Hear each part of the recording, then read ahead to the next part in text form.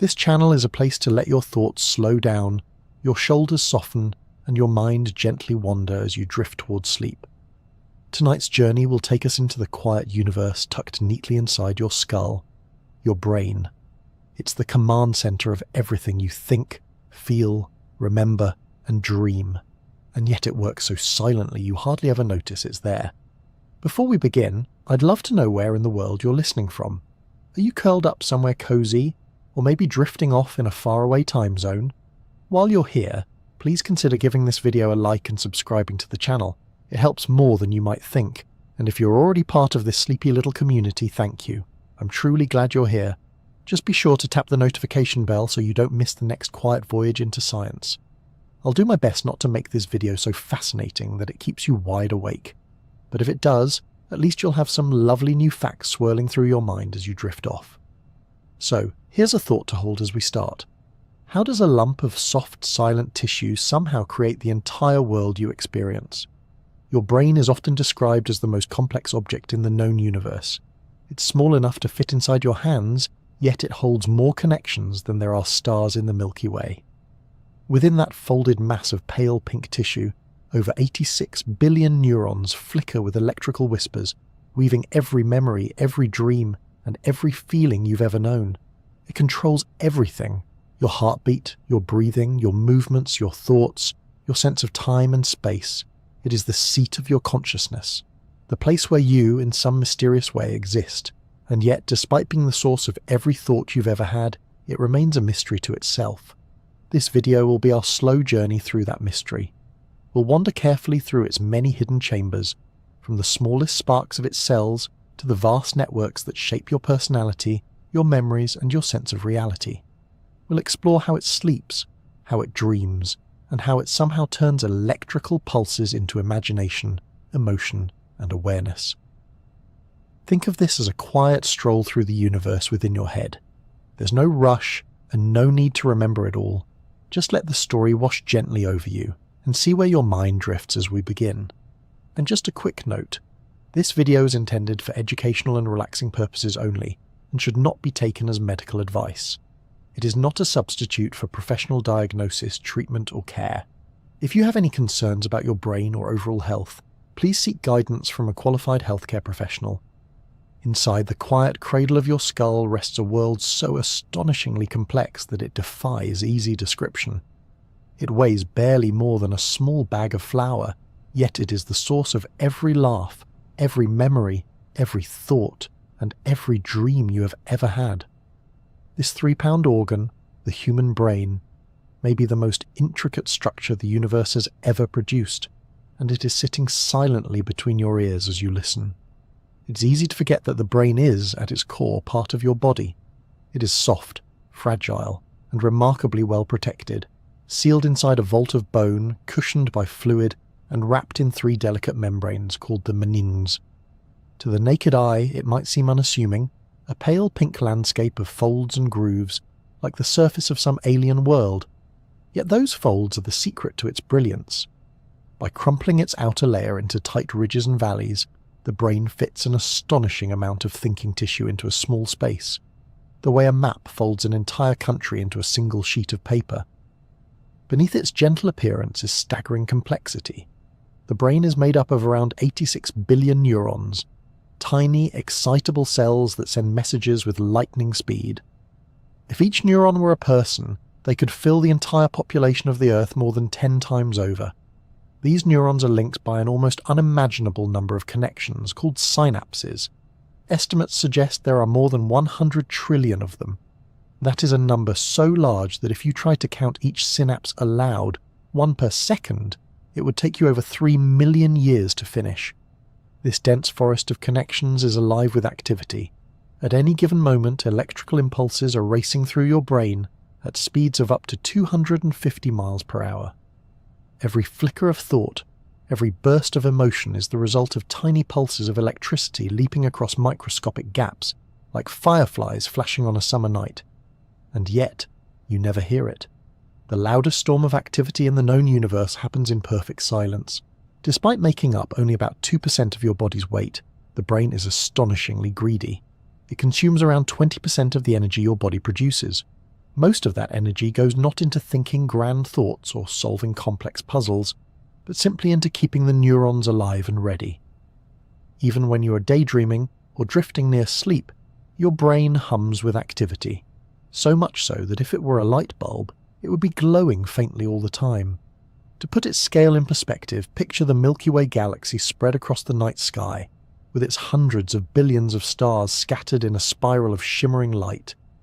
Now imagine that, tucked inside your skull is a network with a similar number of individual components. Only these are not cold, distant suns, but living cells constantly speaking to each other, shifting, adapting, and reshaping themselves moment by moment. It is as if you carry a galaxy inside your head, and it is made of thought instead of starlight. What makes this even more extraordinary is how the brain builds itself. Each of us begins as a single cell, a speck smaller than a grain of sand. Over the course of 9 months, that cell divides and folds and grows into a complete nervous system. Billions upon billions of neurons form, migrate to the correct places, and wire themselves together in elaborate patterns, all without conscious direction. By the time you're born, the structure of your brain is already astonishingly intricate, and yet it will continue to transform throughout your life. Unlike most of the organs in your body, which largely maintain their form once built, the brain is in constant motion. It is plastic, reshaping its connections as you learn new skills, adapt to new surroundings, or recover from injury. This ability is called neuroplasticity, and it means that the brain is not a static machine but a living, changing ecosystem. In many ways, it resembles a rainforest more than a circuit board, dense, tangled, self-sustaining, and quietly alive.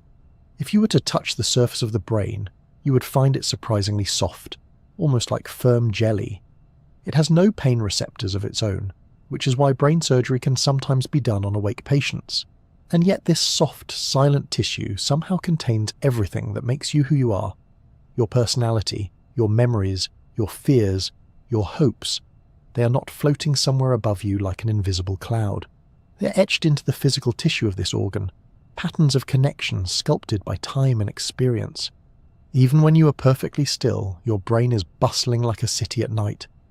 Different regions glow with activity, sending signals back and forth along highways of white matter.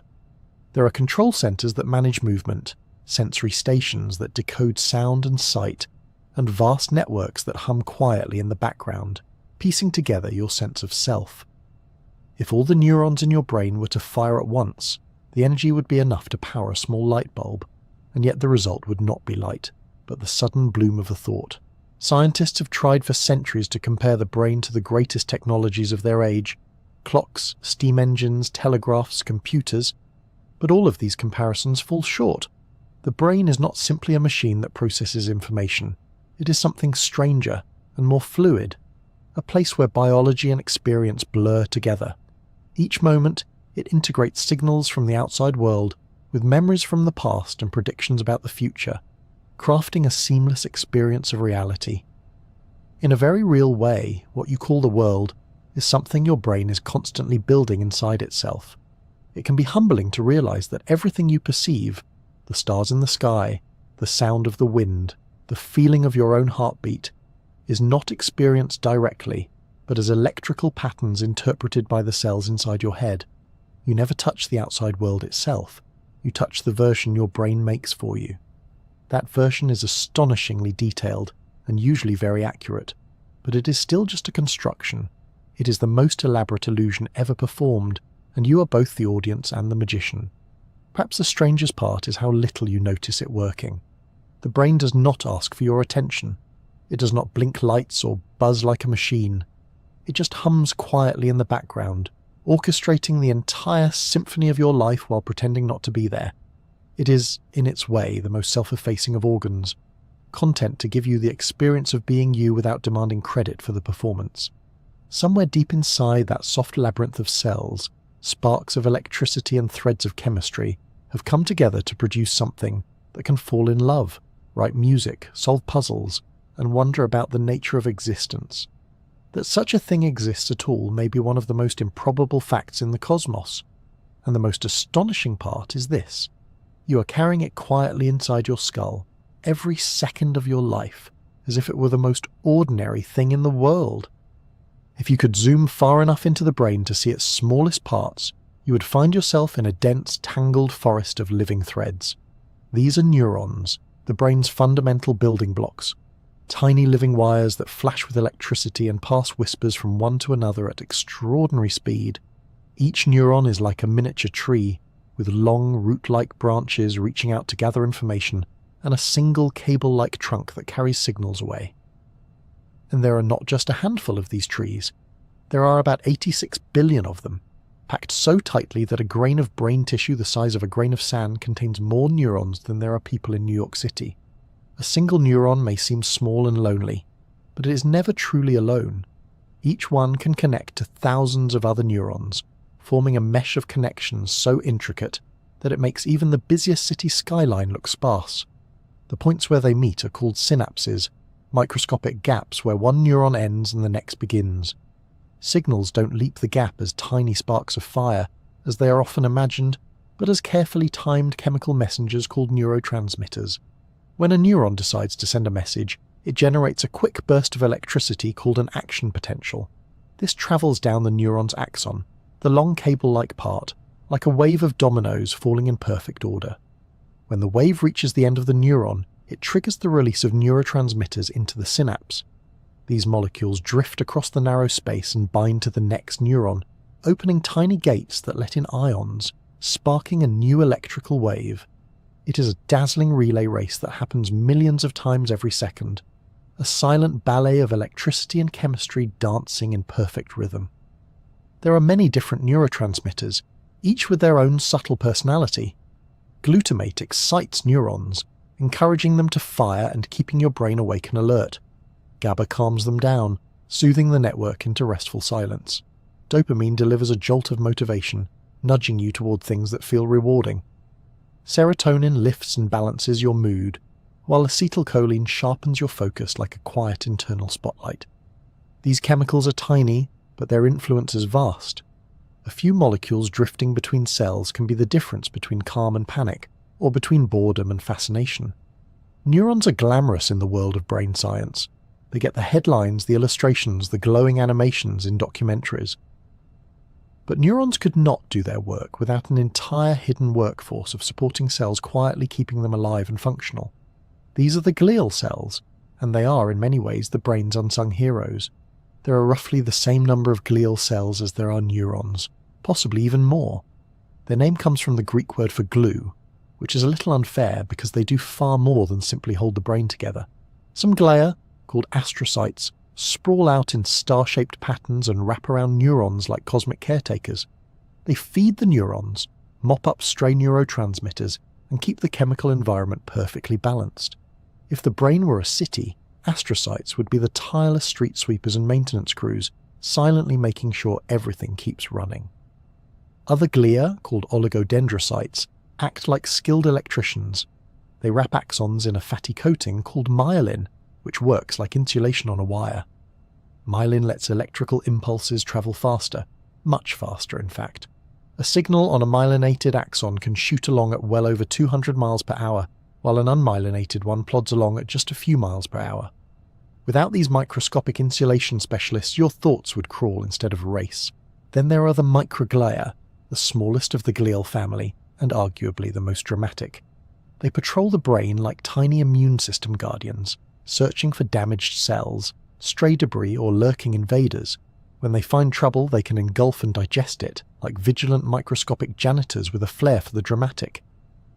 If neurons are the stars of the show, microglia are the night watch, quiet, watchful and ready to swoop in the moment something goes wrong. All of these glial cells go about their work without complaint or applause.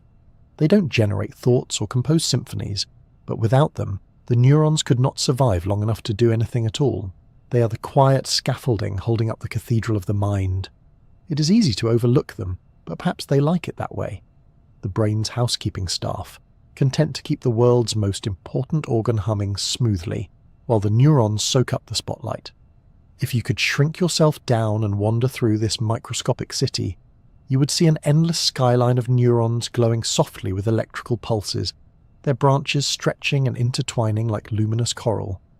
Between them, glial cells would glide silently, polishing, repairing, insulating, sweeping. There would be no sound except for the faint crackle of signals flashing from cell to cell, and yet this quiet choreography is what allows every word, every song, and every thought you have ever known. Each neuron is unique. Some are tiny and round, barely the width of a human hair, while others, like the pyramidal cells in the cortex, have long, branching arms that reach out like trees in a rainforest. The longest neurons can stretch astonishing distances. The ones that run from your spinal cord down to your toes can be over 3 feet long. Imagine a single cell running nearly the length of your body, silently transmitting electrical signals in a fraction of a second. The scale of it is both humbling and surreal. These neurons are not static. They are always changing, sprouting new connections, trimming old ones, and strengthening the pathways you use most often. Every skill you learn, every habit you form, even every memory you store leaves a faint physical imprint on this network. The architecture of your thoughts is written into the structure of your brain, sculpted by experience and refined by time, yet none of it would last more than a few minutes without the tireless labour of the glia. They bring nutrients, clear away waste, and repair damage, often without pause. It is tempting to think of neurons as the actors on the stage, but without glia running the lighting, cleaning the floors, sewing the costumes, and stopping the ceiling from caving in, there would be no performance at all. The brain's drama is a team effort, and half the cast is made of quiet background characters who never forget their lines. It is strange to realize that everything you are, your memories, your hopes, your sense of self, depends on the microscopic harmony of these cells. Tiny bursts of electricity leaping across invisible gaps, whispering chemicals drifting like messages in bottles, housekeeping cells patrolling the space between, sweeping up the confetti after each passing thought. The entire orchestra of your mind relies on this hidden duet. Neurons to play the music, glia to keep the lights on. All of it happens without your awareness. While you walk, talk, dream, or even while you sleep, the neurons and glia carry on their silent dance, sustaining the illusion of being you. It is a delicate miracle, this collaboration of thinking cells and their tireless caretakers, and the most curious part of all is that this dazzling, intricate performance has been happening your entire life, right under your nose, and you have never heard a sound. If you could gently lift the brain from its bony shelter and see it as a whole, you might be struck first by its elegance. It is soft and pale, shaped like an oversized walnut, and covered in delicate folds and grooves that look as though they were sculpted by slow ocean currents. This outer landscape is not random decoration. Every fold, every crease, is there to maximize the brain's surface area, packing as much thinking tissue as possible into the small space inside your skull.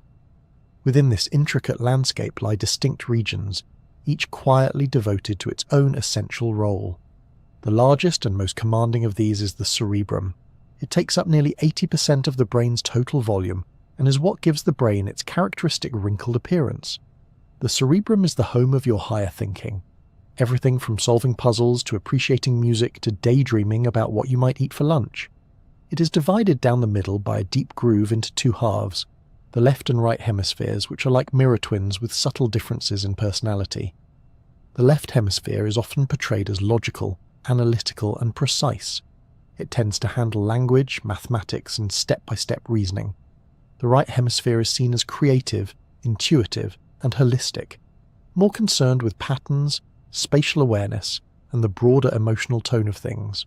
In truth, the two sides work together constantly, connected by a thick bridge of nerve fibers called the corpus callosum, which allows them to swap information at high speed. It is less like having two separate brains and more like having two dance partners who always move in sync, one leading while the other improvises. If you look more closely at the surface of the cerebrum, you can see that it is divided into four main lobes on each side, like quiet districts in a bustling city. The frontal lobes lie at the front behind your forehead. These are the decision makers and planners, the places where you weigh options, imagine the future, and choose your next move. They are also responsible for voluntary movement, controlling the muscles of your body with astonishing precision. Just behind them sit the parietal lobes, which process sensory information from your skin and body. They help you know where your limbs are, feel textures, and navigate the space around you without bumping into the furniture. Further back are the occipital lobes, nestled at the rear of the brain like a pair of quiet observatories. They are dedicated almost entirely to vision, decoding patterns of light into shapes, colours, and motion. Whenever you look at the night sky or watch leaves fluttering in the wind, these lobes are quietly transforming raw photons into vivid images. Tucked just above your ears are the temporal lobes, which handle sound, language, and memory. They store the voices of people you love and the lyrics of songs you have not heard in years, waiting to play them back at a moment's notice. Beneath the cerebrum, cradled like a small hidden pearl, is the cerebellum. Its name means little brain, and while it may be smaller than the cerebrum, it is no less remarkable. The cerebellum coordinates your movements with exquisite accuracy. Every time you reach for a cup, walk down a staircase, or catch a falling pen before it hits the floor, the cerebellum is timing each muscle's contraction to the millisecond. It also fine-tunes your balance, helping you stay upright even when your surroundings are shifting. Without it, simple actions would become clumsy and unpredictable, like trying to play the piano while wearing oven mitts. Then there is the brain stem, the oldest and most fundamental part of the brain, tucked at its base where it meets the spinal cord. The brainstem is small and often overlooked, yet it keeps you alive moment by moment. It controls your breathing, your heartbeat, your blood pressure, and the reflexes that keep you swallowing, blinking, and sleeping. Unlike the higher regions that can take a coffee break while you nap, the brainstem never rests.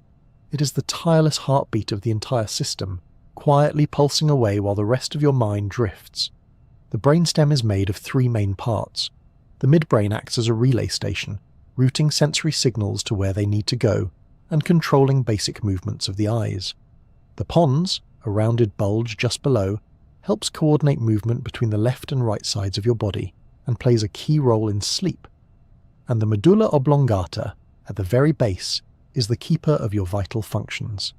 If the brain were a grand cathedral, the medulla would be the old stone foundation, bearing the weight of everything above without fanfare or complaint.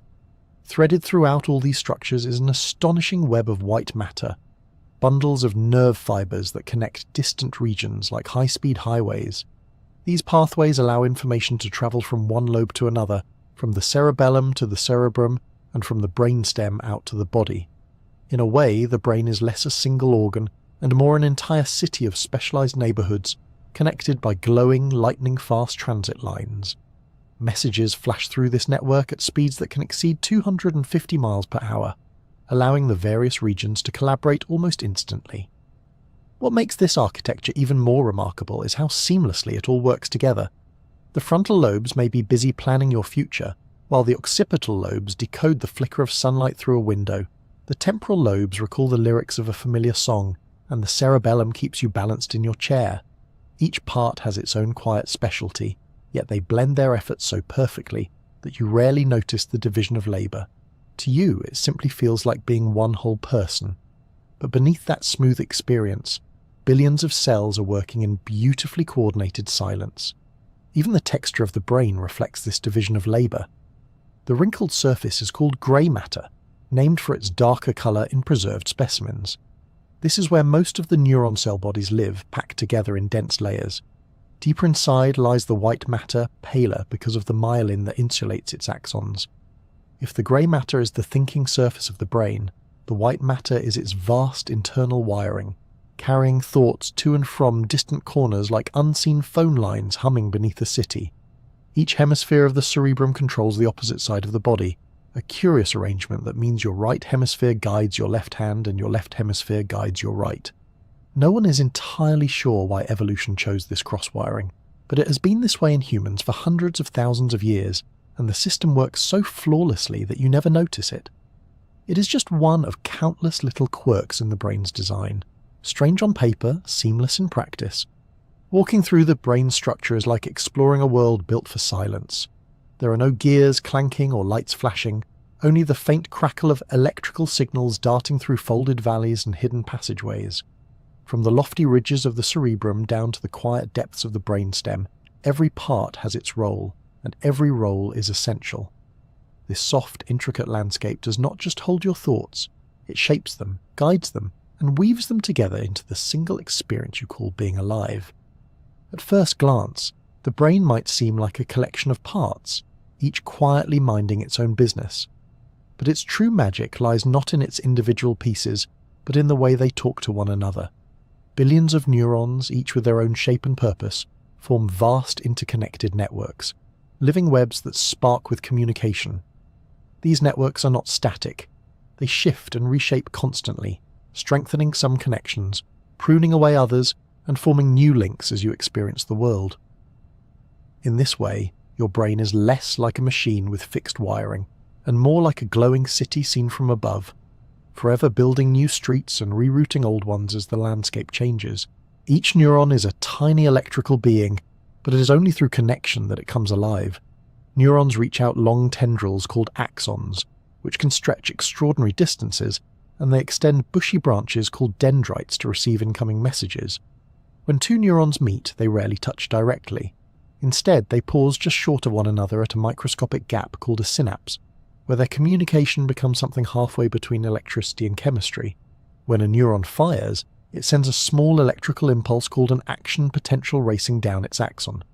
This signal is like a brief lightning bolt, triggered when the electrical charge inside the neuron suddenly flips from negative to positive. As it reaches the end of the axon, it prompts tiny packets of neurotransmitter chemicals to burst open and spill their contents into the synapse. These molecules drift across the gap and lock onto receptors on the neighbouring neuron, opening little channels that let charged particles rush in. This changes the neighbour's electrical state, and if enough of these signals arrive together, the neighbour will fire its own impulse down its axon, passing the message along.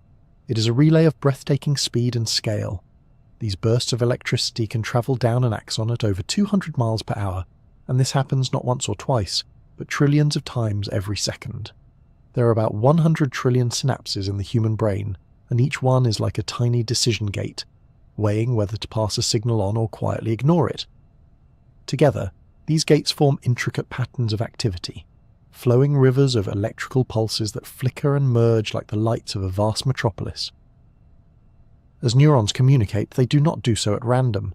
They form communities, clusters of cells that fire together, strengthening their mutual connections through a principle famously summed up as cells that fire together, wire together. When you learn something new, certain neurons begin to fire in coordinated patterns. Over time, their connections grow stronger and more efficient, until what was once a shaky, unfamiliar pathway becomes a smooth, well-paved highway. This is how a pianist's fingers find the keys without thinking, or how you can recall a familiar route home without pausing to wonder which turn comes next. These networks are not rigid blueprints. They are living structures, constantly updated by experience. Neurons that are rarely used may gradually withdraw their connections, like quiet back alleys fading from the map. Neurons that are heavily used may branch and strengthen, sprouting new synapses as if building extra lanes on a busy road. This ceaseless remodeling means your brain is never exactly the same from one moment to the next. Each thought subtly reshapes the landscape through which it travels. All this frantic activity somehow gives rise to something strangely serene, the rhythms of the brain. Beneath the chaos of individual signals, neurons often synchronize their firing, creating waves of electrical activity that ripple across large regions. These brainwaves can be measured as patterns of oscillating voltage, and they come in different frequencies, each linked to different mental states. When you're deeply relaxed but still awake, your brain tends to hum with alpha waves, slow, steady oscillations like a calm tide washing back and forth. In moments of alert focus or mental effort, faster beta waves take over like the quick chatter of a lively crowd. When you drift into the first stages of sleep, slower theta waves begin to roll through, dreamy and soft, and when you sink into the deepest stages of slumber, your brain shifts to the slow, towering peaks of delta waves, each one like a deep, distant drumbeat. Even during rapid eye movement sleep, when you dream most vividly, your brain bursts into fast, irregular rhythms that resemble waking activity, as though the city is lit up again for a secret midnight festival. These rhythms are not mere background noise. They help organize the brain's traffic, coordinating the timing of signals so that different regions can communicate efficiently. It is a bit like the synchronization of traffic lights in a city. Without timing, cars would jam every intersection, but with it they flow smoothly in waves. Brainwaves are the hidden tempo of your thoughts, setting the pace for attention, perception, and memory to weave together. If you could float above this landscape the way astronauts look down at Earth at night, the sight would be mesmerizing. You would see vast networks flickering on and off in shimmering constellations. Bursts of activity would bloom in one region, ripple outward, and fade, while others sparkle to life somewhere else. Bright highways of white matter would flash with messages, while quiet neighborhoods pulsed gently in synchrony, their rhythms rising and falling like breathing. Even when you are still, this neural city never truly sleeps. Some networks handle sensory information, sorting and labeling every sight, sound, and touch. Others manage movement, primed to coordinate your muscles the instant you decide to act. Still others link together memory, language, and emotion, tying your past and present into a seamless sense of self. These networks are not isolated, but interwoven, forming loops of activity that can spread across the entire brain in less than a second. What makes this even more astonishing is how little you notice it happening. The brain's electrical storms are silent. There are no sparks flying from your ears, no glow seeping through your skull. All this dazzling energy is contained, miniature lightning storms flashing away in total darkness. The only hint of their presence is the quiet hum of thought itself, the stream of inner words, images, and feelings that seem to appear out of nowhere. It is easy to imagine the brain as something solid and mechanical, like the circuit board inside a computer. But the truth is far stranger. Neural networks are alive. They grow, branch, and compete. They shift allegiances, reorganize their boundaries, and merge into new patterns. In the span of a single breath, countless connections are strengthening, weakening, or vanishing altogether. This is not the fixed wiring of a machine, but the dynamic, shimmering web of a living mind. And yet, out of this restless dance comes the illusion of stability. You feel like the same person from one day to the next, even though your networks are subtly rearranging themselves all the time. Your brain is like that city at night, ever-changing yet somehow constant, its lights winking on and off while the streets below remain familiar. Beneath the calm surface of your thoughts lies a restless, glowing cosmos, a network of living filaments forever sparking, reshaping, and illuminating the darkness from within. Every moment of your life, waves of information are streaming into your brain from the world around you. Light strikes your eyes, air vibrations tickle the hair cells in your ears, tiny molecules waft into your nose, pressure presses against your skin. Yet none of these things are sensations until your brain interprets them. On their own, they are just signals, raw data with no meaning. Your brain's remarkable talent is transforming these scattered fragments into the seamless experience you call reality. Take vision, for example. When you open your eyes, it feels as if you see the world instantly and completely, as though it simply pours into your mind like water filling a glass. But what actually reaches your eyes is only light, bouncing off objects and entering through the pupils. This light lands on the retina at the back of your eyes, where it is absorbed by specialized cells called photoreceptors. These cells don't see colors or shapes. They merely react to photons, converting their energy into tiny electrical signals. These signals are then passed to other cells in the retina, which begin the first rough processing, sharpening edges, detecting movement, highlighting contrasts. The information leaves the eye through the optic nerve, which is like a thick cable carrying millions of tiny wires. It travels back into the brain and eventually arrives at the visual cortex, a sheet of tissue at the back of the brain in the occipital lobe. Here the raw signals are unpacked, sorted, and reconstructed. One set of neurons detects lines and edges, another identifies motion, another recognizes colors. These features are sent on to higher visual areas where they are stitched together into coherent shapes. Only then do they merge with memory, allowing you to recognize a friend's face, or read a word, or notice that the sky has turned the pale blue of morning. What feels like instant sight is actually a complex collaboration of billions of neurons working in perfect synchrony, quietly building a picture for your mind to see. Hearing is just as intricate, though it happens with astonishing speed. When sound enters your ears, it vibrates the eardrum and a chain of 3 tiny bones, the smallest bones in your body, each no bigger than a grain of rice. These bones amplify the vibrations and pass them into the cochlea, a spiral-shaped structure in the inner ear filled with fluid, and lined with thousands of delicate hair cells. Different hair cells respond to different frequencies, so a high note might activate one region, while a deep bass note vibrates another. These mechanical ripples are converted into electrical impulses that travel along the auditory nerve to the brainstem, then onto the auditory cortex in the temporal lobes. There the brain dissects the sounds into their components: pitch, loudness, rhythm, location, and then recombines them into something meaningful. It can identify a friend's voice in a noisy room or distinguish a bird's song from the hiss of the wind.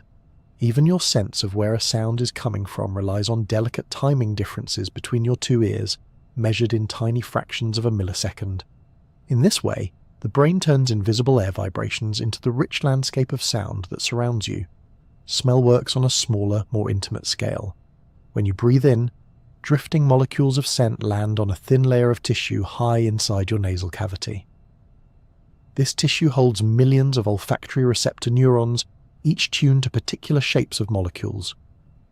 When a molecule fits into a receptor, like a key into a lock, it triggers an electrical signal that travels directly to the olfactory bulbs, which sit just beneath the front of the brain. From there, the signals go straight to areas involved in memory and emotion, bypassing the usual sensory relay station called the thalamus.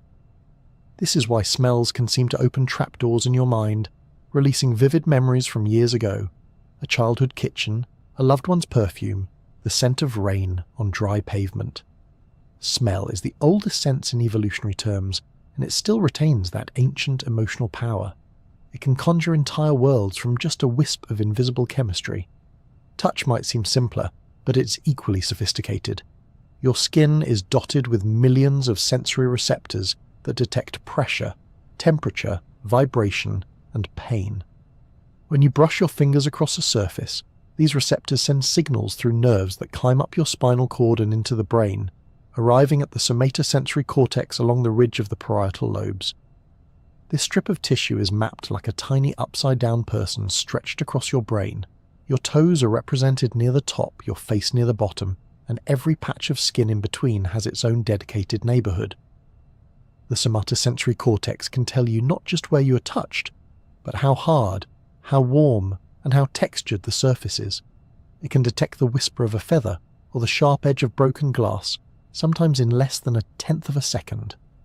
All of this happens so swiftly and effortlessly that you rarely stop to marvel at it, yet it is one of the brain's most astonishing feats. Constructing a living map of your body from an endless cascade of nerve impulses. Taste adds its own notes to this sensory orchestra. Molecules from food dissolve in your saliva and land on taste buds scattered across your tongue. Each taste bud contains dozens of receptor cells that respond to 5 basic flavors: sweet, salty, sour, bitter, and umami, which is the savory taste of proteins. Signals from these cells travel to the gustatory cortex, where they are combined with smell, texture, and even visual cues to create the experience of flavor. Most of what you call taste is actually smell arriving through the back of your throat to join the party, which is why food seems strangely flat when you have a blocked nose. Each sense has its own specialized gateway, yet none of them work in isolation. The brain is constantly weaving their signals together, cross-checking and combining them into a unified model of the world. When you see someone speaking, your brain matches the movement of their lips with the sound of their voice, linking them into a single event. When you bite into an apple, you see its color, hear its crunch, feel its crispness, and taste its sweetness all at once, even though these sensations are processed in far-flung corners of your brain. This seamless blending is so convincing that it can be hard to remember it is even happening. You feel as though you are directly experiencing reality, when in truth you're experiencing a careful simulation created inside your head. Every sound, sight, scent, and touch is translated into the same universal language of electrical pulses, then stitched together with memories, expectations, and guesses about what should come next. It is an elegant illusion. The world you think you see is not the raw world itself, but a construction, a constantly updated internal model. The brain takes scattered pieces of information, fills in gaps, smooths over inconsistencies, and presents the result to your consciousness as a single flowing moment. It is as if a painter were endlessly touching up a canvas while you watched, adding details faster than you could notice, and yet For all this behind-the-scenes effort, it feels effortless. You do not have to remind yourself to interpret light as shapes or air vibrations as music. Your brain simply does it, quietly and flawlessly, moment after moment. It is a master illusionist that never takes a bow, content to let you believe that the world is just there, when in truth, the world you experience exists entirely within the soft folds of your own mind. Every movement you make, no matter how small, is the result of a silent symphony playing inside your head. You might not think about it when you lift a cup, tap your fingers to a rhythm, or stroll across a room, but each of these actions requires an intricate ballet of timing and precision. Muscles must contract in just the right order and with just the right force, while others relax at the perfect moment to stay out of the way. Somehow, this choreography happens so seamlessly that it feels effortless, but behind the curtain, your brain is conducting one of the most complex performances in the natural world. At the center of this performance is the motor cortex, a strip of brain tissue running across the top of your head from ear to ear like a silent crown. This region holds a map of your entire body, laid out in a curious and distorted pattern known as the motor homunculus. The hands, face, and tongue occupy enormous amounts of space, because their movements require extraordinary precision, while areas like the back or thighs are granted smaller territories. When you decide to move, neurons in the motor cortex send signals down long axons through the spinal cord, branching out to motor neurons that control your muscles. These signals travel with astonishing speed, in some cases faster than 200 miles per hour, and they do not just say, move. They carry exquisitely detailed instructions about how far, how fast, and how much force to use. To pick up a glass of water without spilling it, your brain must calculate the weight of the glass, the distance to reach, the grip strength needed, and the timing to lift and tilt it all in one smooth motion. You do this so automatically that you might not even notice, but each simple act is a masterpiece of fine-tuned control. Supporting this effort behind the scenes is the cerebellum, the small, tightly folded structure nestled at the back of your brain beneath the cerebrum. Though it makes up only about 10% of your brain's volume, it holds more than half of all your neurons. The cerebellum is the great coordinator, the quiet stage manager of movement. It receives a constant stream of sensory information from your muscles, joints, inner ears, and eyes, comparing your intended movement to what is actually happening in real time. If something is off, if your foot slips slightly, or your hand wobbles as you reach, the cerebellum sends rapid corrections to keep you on course. This happens with such subtlety and speed that you rarely notice it. When you walk across uneven ground, the cerebellum is making hundreds of tiny adjustments every second, tweaking the tension in your legs, adjusting the swing of your arms, even tilting your head minutely to keep your balance. It is as if you have an invisible acrobat living inside your skull, forever keeping you upright while pretending not to be there. The cerebellum also contributes to the smooth timing of complex actions. When you play a musical instrument, throw a ball, or dance to music, it helps coordinate the sequence of muscle contractions so they flow together in harmony. Without it, even simple actions would become jerky and disorganized, like a puppet with tangled strings. People with damage to the cerebellum can still move their muscles, but their movements lose their grace and precision, revealing just how much invisible work this structure does. The motor cortex and cerebellum do not work in isolation.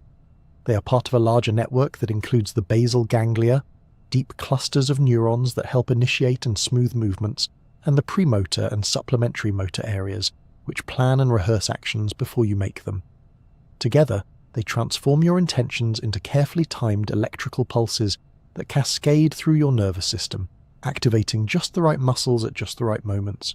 Even something as simple as standing still is more active than it seems. Your body is never truly motionless. Tiny muscles are constantly contracting and releasing to keep you upright.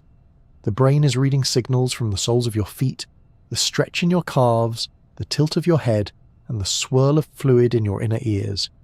It adjusts your posture with subtle shifts you never consciously feel. You may appear still to an observer, but from the inside it is more like balancing on the deck of a gently rocking ship. When you move more deliberately, this coordination becomes even more astonishing. Imagine reaching out to catch a falling object. Your eyes track its motion, sending updates to the visual cortex, which relays the information to the motor areas. The motor cortex calculates how far and how fast you must reach, while the cerebellum predicts where the object will be by the time your hand arrives. Your muscles fire in precisely timed waves, and within a fraction of a second the object is safely in your grasp. The entire event happens so quickly that it feels like instinct, but it is the result of lightning-fast communication between dozens of brain regions working as one. These systems even adapt as you practice. The first time you try a new skill, like learning to ride a bicycle, your movements are awkward and clumsy because your brain's circuits have not yet formed smooth patterns.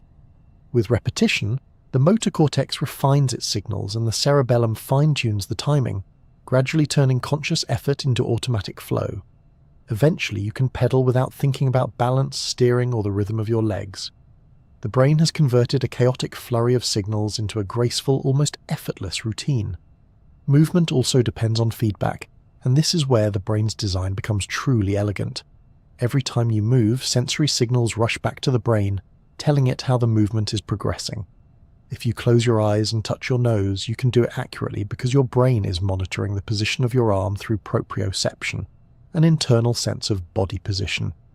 This feedback loop allows the brain to constantly adjust and correct, like a conductor who not only waves the baton but also listens to the music as it plays. Perhaps the most remarkable part of this entire system is how invisible it is to your conscious mind. You do not have to tell each muscle what to do, or time each movement like a choreographer marking steps on a stage. You simply decide and your brain handles the countless details on your behalf. The signals leap through your nervous system like silent lightning. Muscles obey, balance holds, and the motion happens as if by magic. Yet if you pause for just a moment and pay attention to something as simple as lifting your hand, you can almost catch a glimpse of the orchestra behind the curtain. The decision begins as a spark in the motor cortex. Signals ripple outward, through the spinal cord and into your arm, while the cerebellum checks that everything is unfolding as planned. Your fingers rise smoothly into the air, and the moment you notice, it is already done. Every gesture, every step, every flick of a finger is built from this intricate dance of planning, timing, and correction. The brain is not simply commanding your muscles like a drill sergeant. It is more like a silent conductor, coaxing hundreds of instruments to play in harmony, shaping your movements into something fluid and precise. It does all of this quietly, tirelessly, and almost entirely without thanks, a performance so flawless you hardly ever realize you're watching it. Deep inside your brain, tucked just above where the optic nerves cross paths, is a tiny cluster of about 20,000 neurons that quietly keeps track of time. This minuscule structure, the suprachiasmatic nucleus, often called the SCN, is smaller than a grain of rice, yet it governs the rhythm of your entire life.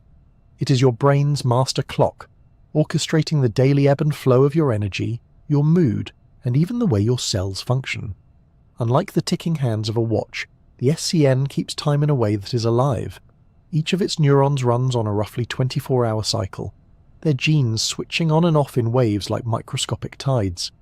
Together they synchronize the trillions of cells in your body, telling them when to wake up, when to rest, when to release hormones, and when to begin repairs.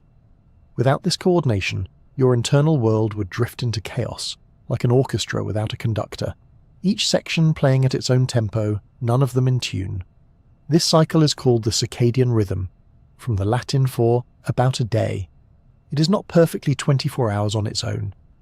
Left in constant darkness, your internal day would be closer to 24.5 hours, drifting a little later each day. To stay aligned with the outside world, the SCN resets itself each morning using light.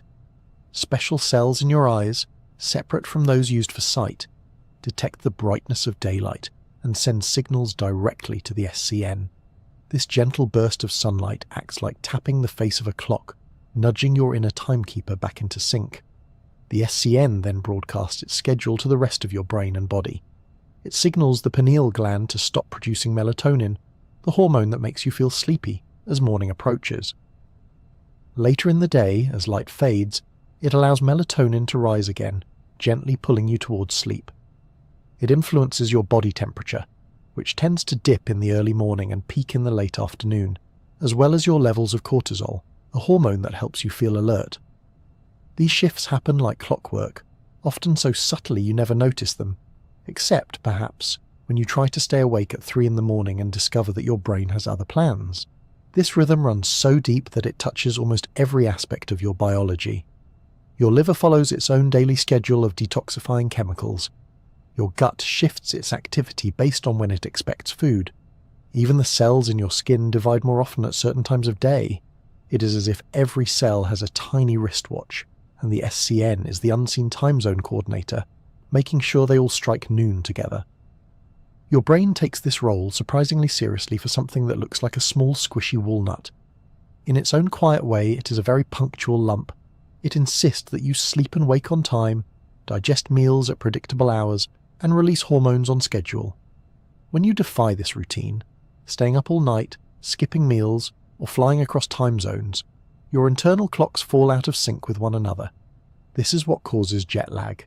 The SCN has reset to the new light cycle, but the clocks in your liver, muscles, and other tissues are still living in your old time zone, leaving you feeling foggy and out of step until they catch up.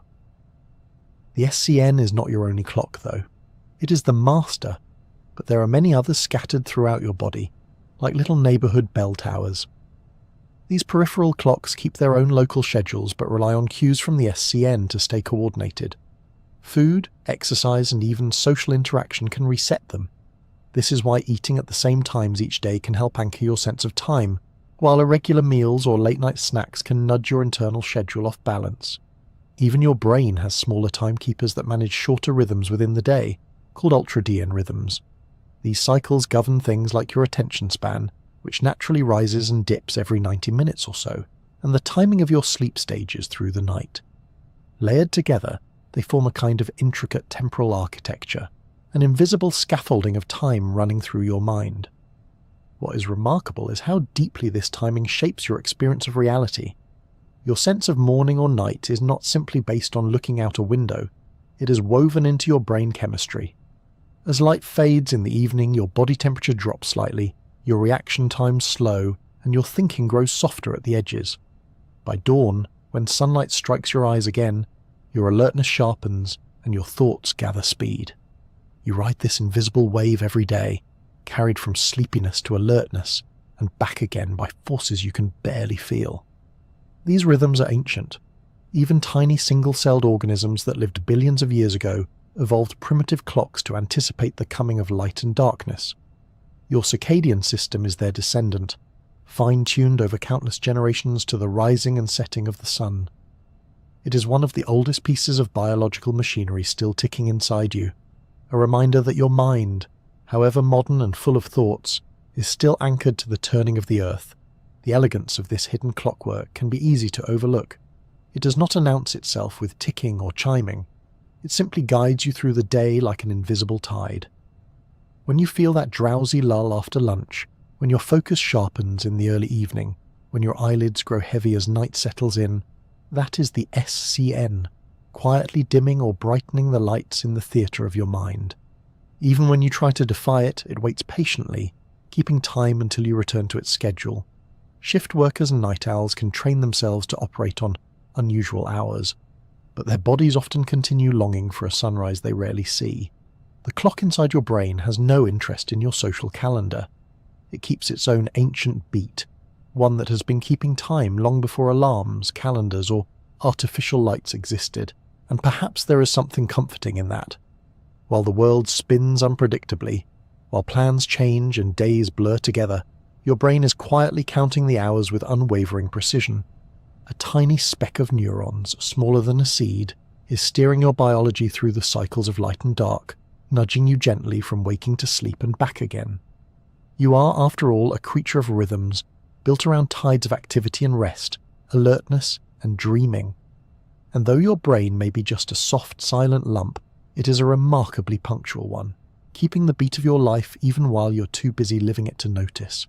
Each night, as darkness settles and your eyes grow heavy, your brain prepares to embark on one of its most essential and mysterious journeys.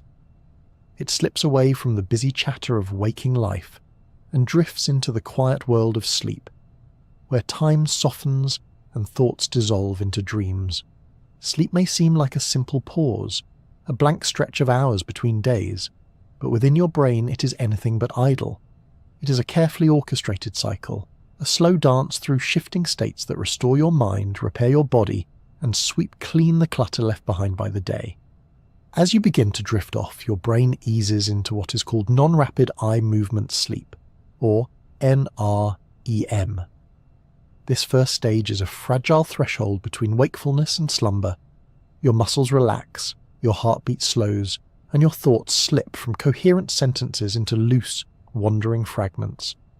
Brain activity begins to slow, though it still hums with soft, irregular bursts of electrical pulses. It is as though the lights of the city in your mind are dimming, block by block, while a few windows still flicker awake here and there. A few minutes later, you sink into the second stage of NREM sleep, where the world outside begins to fade. Your body temperature drops slightly, your heart rate slows even more, and the chatter of the external world becomes muffled and distant. Your brain produces brief sparks of activity called sleep spindles, which ripple through your neural networks like soft gusts of wind rustling leaves. These spindles are thought to help lock away new memories, filing the day's experiences into long-term storage before they can fade. Then comes the third stage, known as slow-wave sleep, the deepest and most restorative phase of all. In this state, your brain's electrical rhythms slow to long, sweeping waves called delta waves, each one rising and falling like a distant drumbeat. Your breathing becomes steady and slow. Muscles are completely relaxed.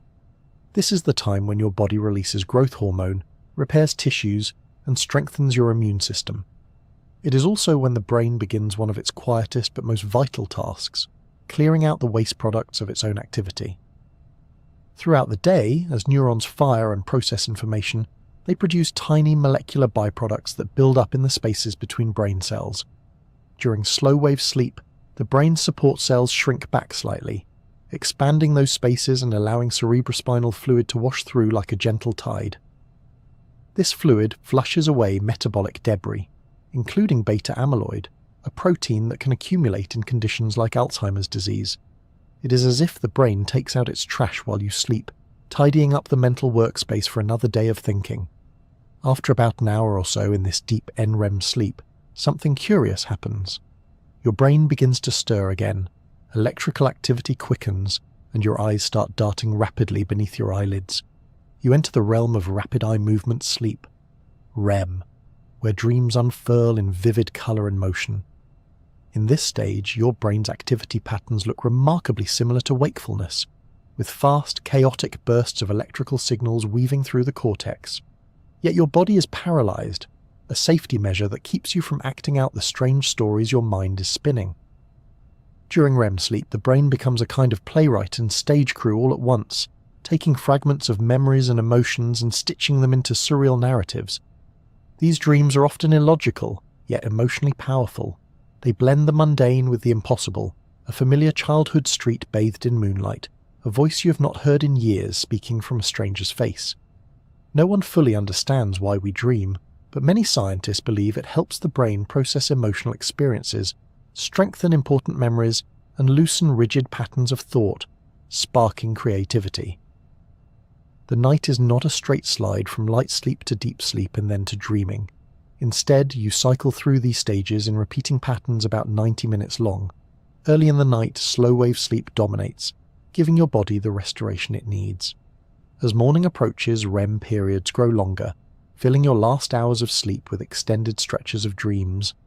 By the time you wake, you have usually completed 4 to 6 full cycles, each one gently reshaping your brain in ways you never feel but always carry with you.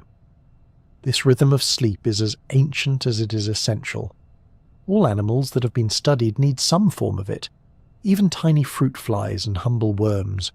For humans, the cost of skipping it is steep. A single night without enough sleep can fog your memory, dull your attention, and make your emotions waver like candle flames. After several nights of deprivation, the brain begins to misfire, slipping into brief micro-sleeps even while you are awake. Sleep is not a luxury or a pause from living. It is a foundational part of being alive, as vital as breathing and eating. Memory in particular depends on it.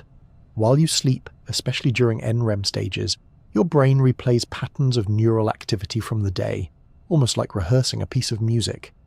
These replays help stabilize fragile new memories, transferring them from the hippocampus, where they are first stored, to the cortex where they can last for years. REM sleep in turn seems to weave those memories into broader networks, linking new knowledge with old and pruning away the clutter that is no longer needed.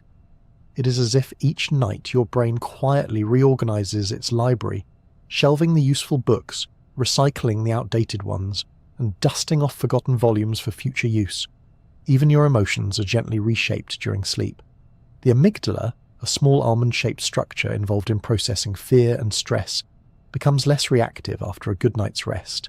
It is soothed by the slow, even rhythms of deep sleep which dampen the day's sharp edges.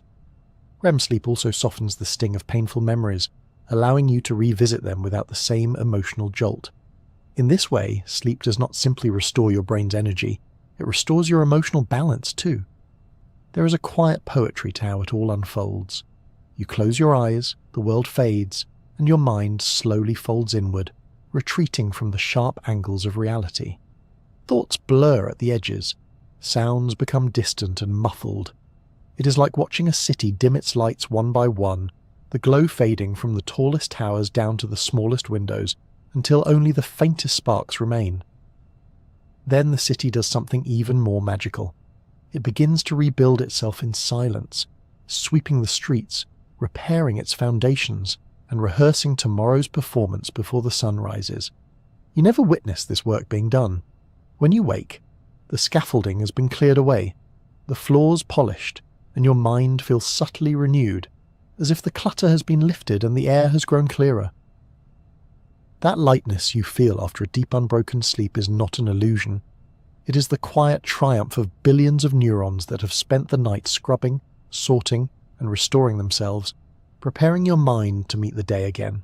And so, each night your brain sets sail on its silent voyage.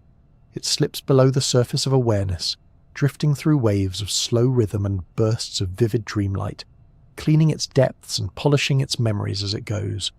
By morning, it will return from that hidden ocean, carrying you gently back to waking life, rested, repaired, and ready to begin again.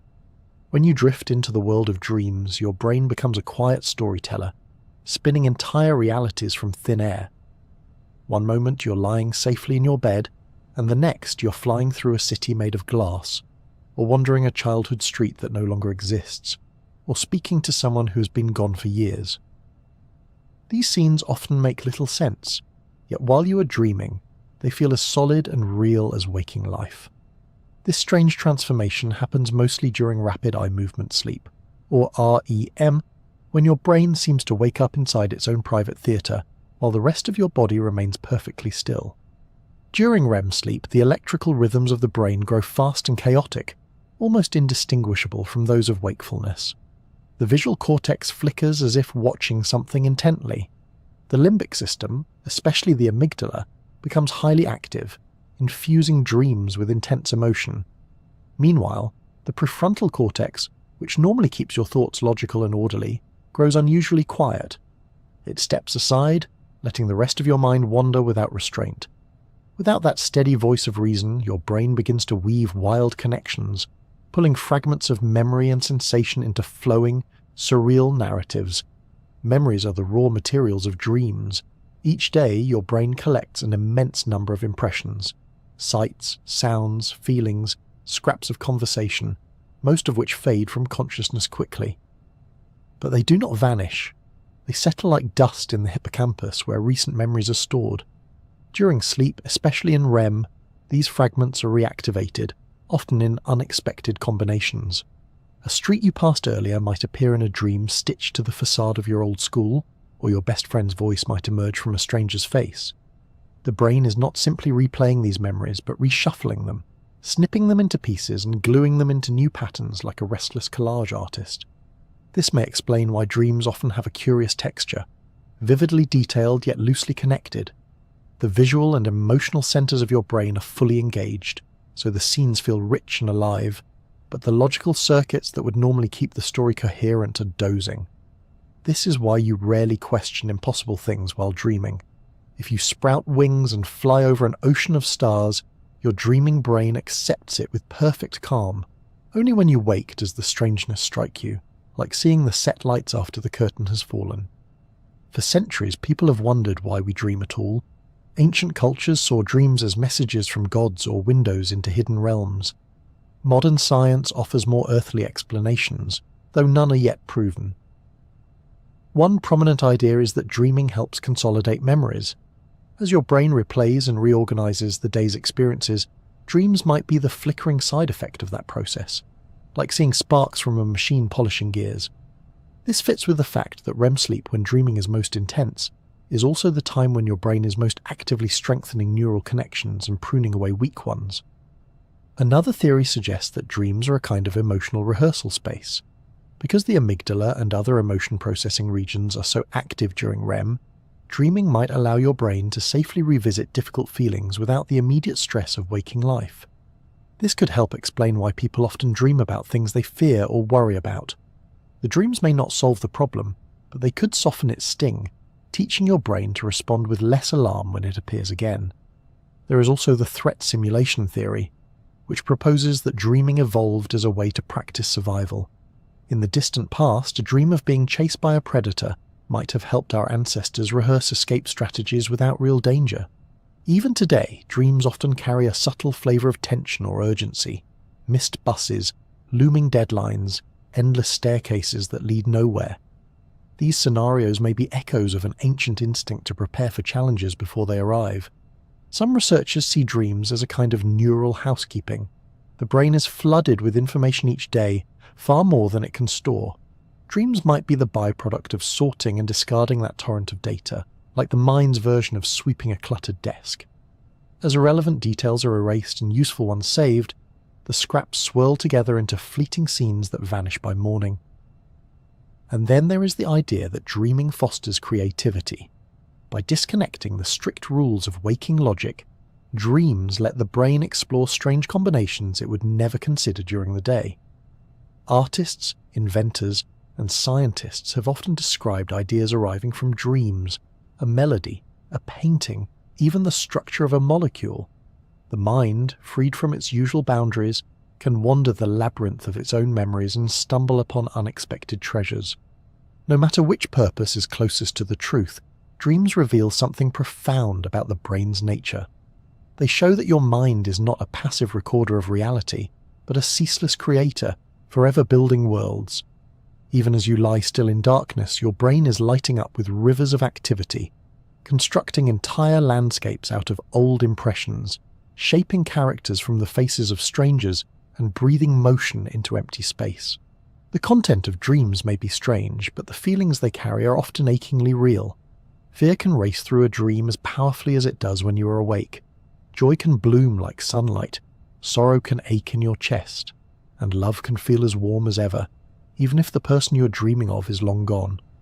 In dreams, your emotional brain speaks in symbols rather than words, telling stories that your waking mind may not fully understand but still remembers as something meaningful.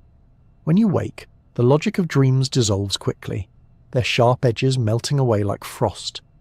Yet a lingering mood often remains, a quiet echo of the emotions your brain was rehearsing. This is perhaps the most mysterious part. Dreams leave behind no physical trace, yet they can change how you feel long after they vanish. They are like whispered messages passed from the hidden depths of your mind, fleeting yet powerful.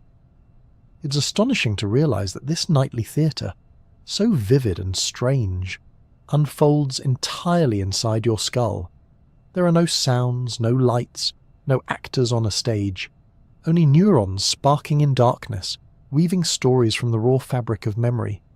Your dreaming brain is a silent playwright, composing tales for an audience of one, and each night as you surrender to sleep, you step onto its shifting stage, unaware that the most fantastical worlds you will ever visit are the ones quietly blooming behind your closed eyes.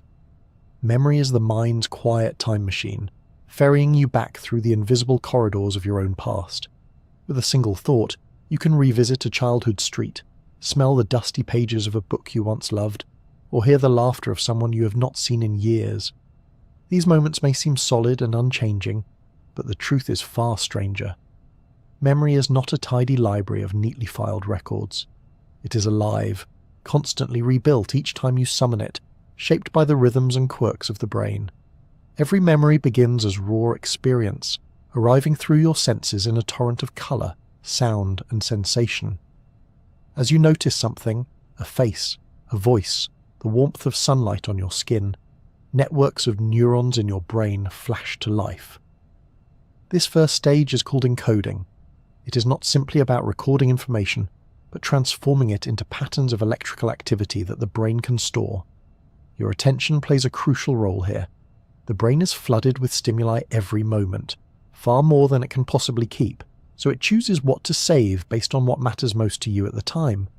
If something sparks emotion or feels important, it is far more likely to be encoded.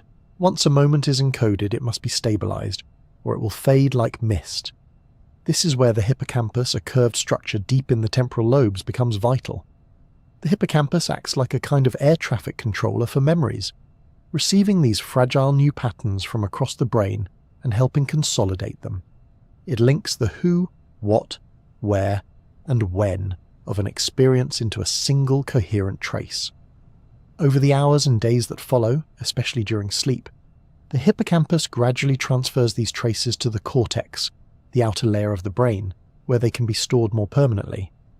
This process is not like moving files into a cabinet. It is more like planting seeds. As memories are replayed and reactivated, they grow new connections across the brain's networks. Pieces of the memory settle in different regions. Visual details in the visual cortex, sounds in the auditory cortex, emotions in the amygdala, and so on. When you recall the moment later, your brain rapidly reassembles these scattered fragments, pulling them together into the seamless movie of a memory. Retrieval, the act of remembering, is where the time machine truly whirs to life. A cue, a smell, a word, a familiar place, triggers the hippocampus to reactivate the pattern of neural activity linked to that memory. Within moments, the fragments stored in different areas of the cortex light up, and the past floods back into your mind. You do not just think about the memory, you relive it, at least partially, as if the brain has temporarily rebuilt the world of that moment around you. This is why a single scent can transport you across decades in an instant. But this reconstruction comes at a curious cost. Memories are not fixed snapshots. They are more like paintings that are touched up each time they are viewed. When you recall a memory, your brain briefly destabilizes it, pulling it from storage into an active, flexible state. While it is active, new information and emotions can blend into it. When the memory is stored again, it carries traces of this new context. This process, called reconsolidation, means that every time you remember something, you're also subtly rewriting it. This is why two people can remember the same event so differently, or why stories from your own life may shift slightly over time. The core of the experience might remain, but the edges blur and new details creep in. Your memories are not faithful recordings of the past. They are living, evolving stories, shaped as much by who you are now as by who you were then. Even your mood can tint them, making the same memory seem warm and golden one day and distant or bittersweet the next. The fragility of memory might sound like a flaw, but it is also what makes it powerful. Because memories are flexible, they can be updated with new insights and integrated into the broader tapestry of your life. This ability helps you learn, adapt, and make sense of the world as it changes. If memories were perfectly fixed, your mind would be a cluttered attic full of unchanging relics. Instead, it is more like a flowing river, reshaping its banks with every passing current. The brain even uses forgetting as a kind of hidden tool. Only the most meaningful or frequently revisited memories are maintained, while countless others quietly fade. This selective pruning prevents your mind from becoming overloaded with irrelevant details. Imagine remembering every face you have ever seen on a crowded street. The noise would drown out everything else. By letting go of the trivial, the brain makes space for what matters most. Emotion has a profound influence on which memories endure. The amygdala, which processes fear and pleasure, interacts closely with the hippocampus during memory formation. Strong emotions release stress hormones that boost the consolidation of those moments, which is why intensely happy or frightening events often stay crystal clear for years. This can be useful, but it can also etch painful experiences deeply into your mind, sometimes too deeply. Even so, these memories can soften over time, their sharp edges worn down by the gentle reshaping that happens each time you revisit them. Sleep is another silent ally of memory. While you rest, your brain replays patterns of activity from the day, especially in the hippocampus, reinforcing their connections. This is one reason why studying before sleep can help you remember, and why new skills often feel easier after a good night's rest. Sleep does not just protect memories, it weaves them into your existing knowledge, linking today's lessons with yesterday's wisdom. Even the act of imagining the future draws on memory. When you picture something that has not yet happened, planning a trip, rehearsing a conversation, dreaming about possibilities, your brain activates many of the same networks it uses to recall the past. It rearranges pieces of old memories into new combinations, building possible futures from the bricks of what you have already known.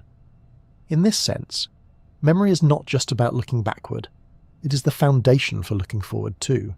It can be humbling to realize how much of your identity depends on this delicate process. Who you believe yourself to be, your personality, your preferences, your life story, is built from memories, yet those memories are fluid, shifting quietly with each retelling. The person you remember being is not a perfect copy of who you were, but a version shaped by the person you are now. And the person you are becoming will, in turn, reshape how you remember this very moment. So much of what you call reality is really memory, electrical echoes of vanished moments stitched together into a sense of continuity. Your brain does this so smoothly that you rarely notice the seams. You live inside an unbroken story, unaware of how often your mind edits the pages, and yet, despite its flaws and flickers, memory is the thread that ties your life together, the fragile bridge that lets you walk back through time. Each time you reach across that bridge, you're not simply retrieving the past, you're recreating it, bringing it alive again inside your mind's quiet theatre. And when the memory fades back into silence, it carries traces of the present with it, forever changed by the act of being remembered. In this way, your memories are not just records of who you have been, they are living reflections of who you are, and who, piece by piece, you are still becoming. Your brain is not fixed like a sculpture carved from stone. It is more like a living garden, endlessly sprouting, pruning, and reshaping itself as you move through life. Every new skill you learn, every memory you form, and every habit you practice leaves a physical trace within this garden of neurons. Learning is not just an abstract idea, it is a literal change in the structure of your brain, a quiet rewiring that happens moment by moment, often without you even realizing it. At the heart of this transformation are the connections between neurons called synapses. Each neuron can form thousands of these tiny junctions with its neighbours, creating a dense forest of interwoven branches. When you encounter something new, a word in an unfamiliar language, a piece of music you have never heard, a pattern you have never seen, certain groups of neurons begin to fire together. Their repeated activity strengthens the synapses between them, like worn footpaths becoming well-trodden trails. This process is one of the brain's most fundamental tricks. Cells that fire together, wire together. As these connections strengthen, signals travel more easily between the neurons. Communication becomes faster and more reliable, and the pattern of activity becomes more likely to fire again in the future. This phenomenon is known as long-term potentiation, or LTP, and it is widely considered one of the key cellular foundations of learning and memory. In essence, LTP is the brain's way of saying, "This matters. Remember this." Long-term potentiation works like a subtle sculptor. Imagine two neurons connected by a synapse. When they are activated together repeatedly, chemical changes occur that increase the sensitivity of the receiving neuron. The sending neuron may also release more neurotransmitter, and the physical structure of the synapse may grow, forming new receptor sites to catch incoming signals. Over time, what began as a faint whisper of electrical communication becomes a clear and powerful voice. The path between the two neurons is no longer tentative, it is a well-built bridge. This strengthening does not happen everywhere at once. The brain is selective, focusing its energy on the pathways you use most often. This is why practice is so effective. When you rehearse a new skill, such as playing a piano scale or speaking a new phrase, you're repeatedly activating the same sets of neurons. Each repetition nudges their synapses a little stronger, their communication a little faster, until the skill becomes smooth and automatic. What begins as effortful and clumsy eventually becomes something your brain can perform almost without thinking. But the brain is not only a builder, it is also a careful gardener, pruning connections that are rarely used. This process, called synaptic pruning, helps clear away old or inefficient pathways to make room for new growth. In childhood, this pruning is especially intense. A child's brain has far more synapses than an adult's, and many are gradually trimmed as experience shapes the most useful ones. Yet pruning continues quietly throughout life. It is the reason you can forget old skills if you do not practice them, and why learning something new sometimes feels like making space in a crowded attic. What makes this system extraordinary is that it never fully stops. For much of history, scientists believed that the adult brain was static, that once development ended, its structure was set. But research has shown the opposite. The brain remains plastic, meaning it can change and adapt for your entire life. This plasticity is not limited to forming new memories. It can reorganize entire regions to take on new functions if needed. People who lose their sight often develop enhanced hearing or touch, as the visual cortex begins processing non-visual information. Musicians who practice for decades show enlarged areas of the brain related to finger control and auditory processing. Even in old age, the brain continues to sprout new connections when challenged with novel tasks. This adaptability is possible partly because of the brain's vast network of supporting cells and its ability to grow new neurons in certain regions, a process called neurogenesis. The hippocampus, deeply involved in memory and learning, is one of the few places where new neurons are born throughout life. These fresh neurons can integrate into existing networks, offering the brain new flexibility and capacity to store information. They are like new seedlings planted in an old forest, quietly expanding the canopy. Plasticity is not only about adding and pruning, it is also about rerouting. When one pathway is damaged, after a stroke for example, neighbouring regions can sometimes take over its functions. This rewiring does not happen instantly, but with therapy and practice, the brain can recruit alternative circuits to compensate. It is a reminder that the brain is not a rigid machine with single-purpose parts. It is a shifting mosaic, always ready to rearrange itself to keep you functioning in the world. This constant remodeling has another curious consequence. It means that every thought, every experience, subtly reshapes who you are. Your daily habits carve tiny grooves into the structure of your brain, strengthening some pathways while allowing others to fade. Reading, solving puzzles, learning new skills, or even exploring unfamiliar places all help weave fresh circuits. Over time, the landscape of your mind becomes the echo of how you have spent your life.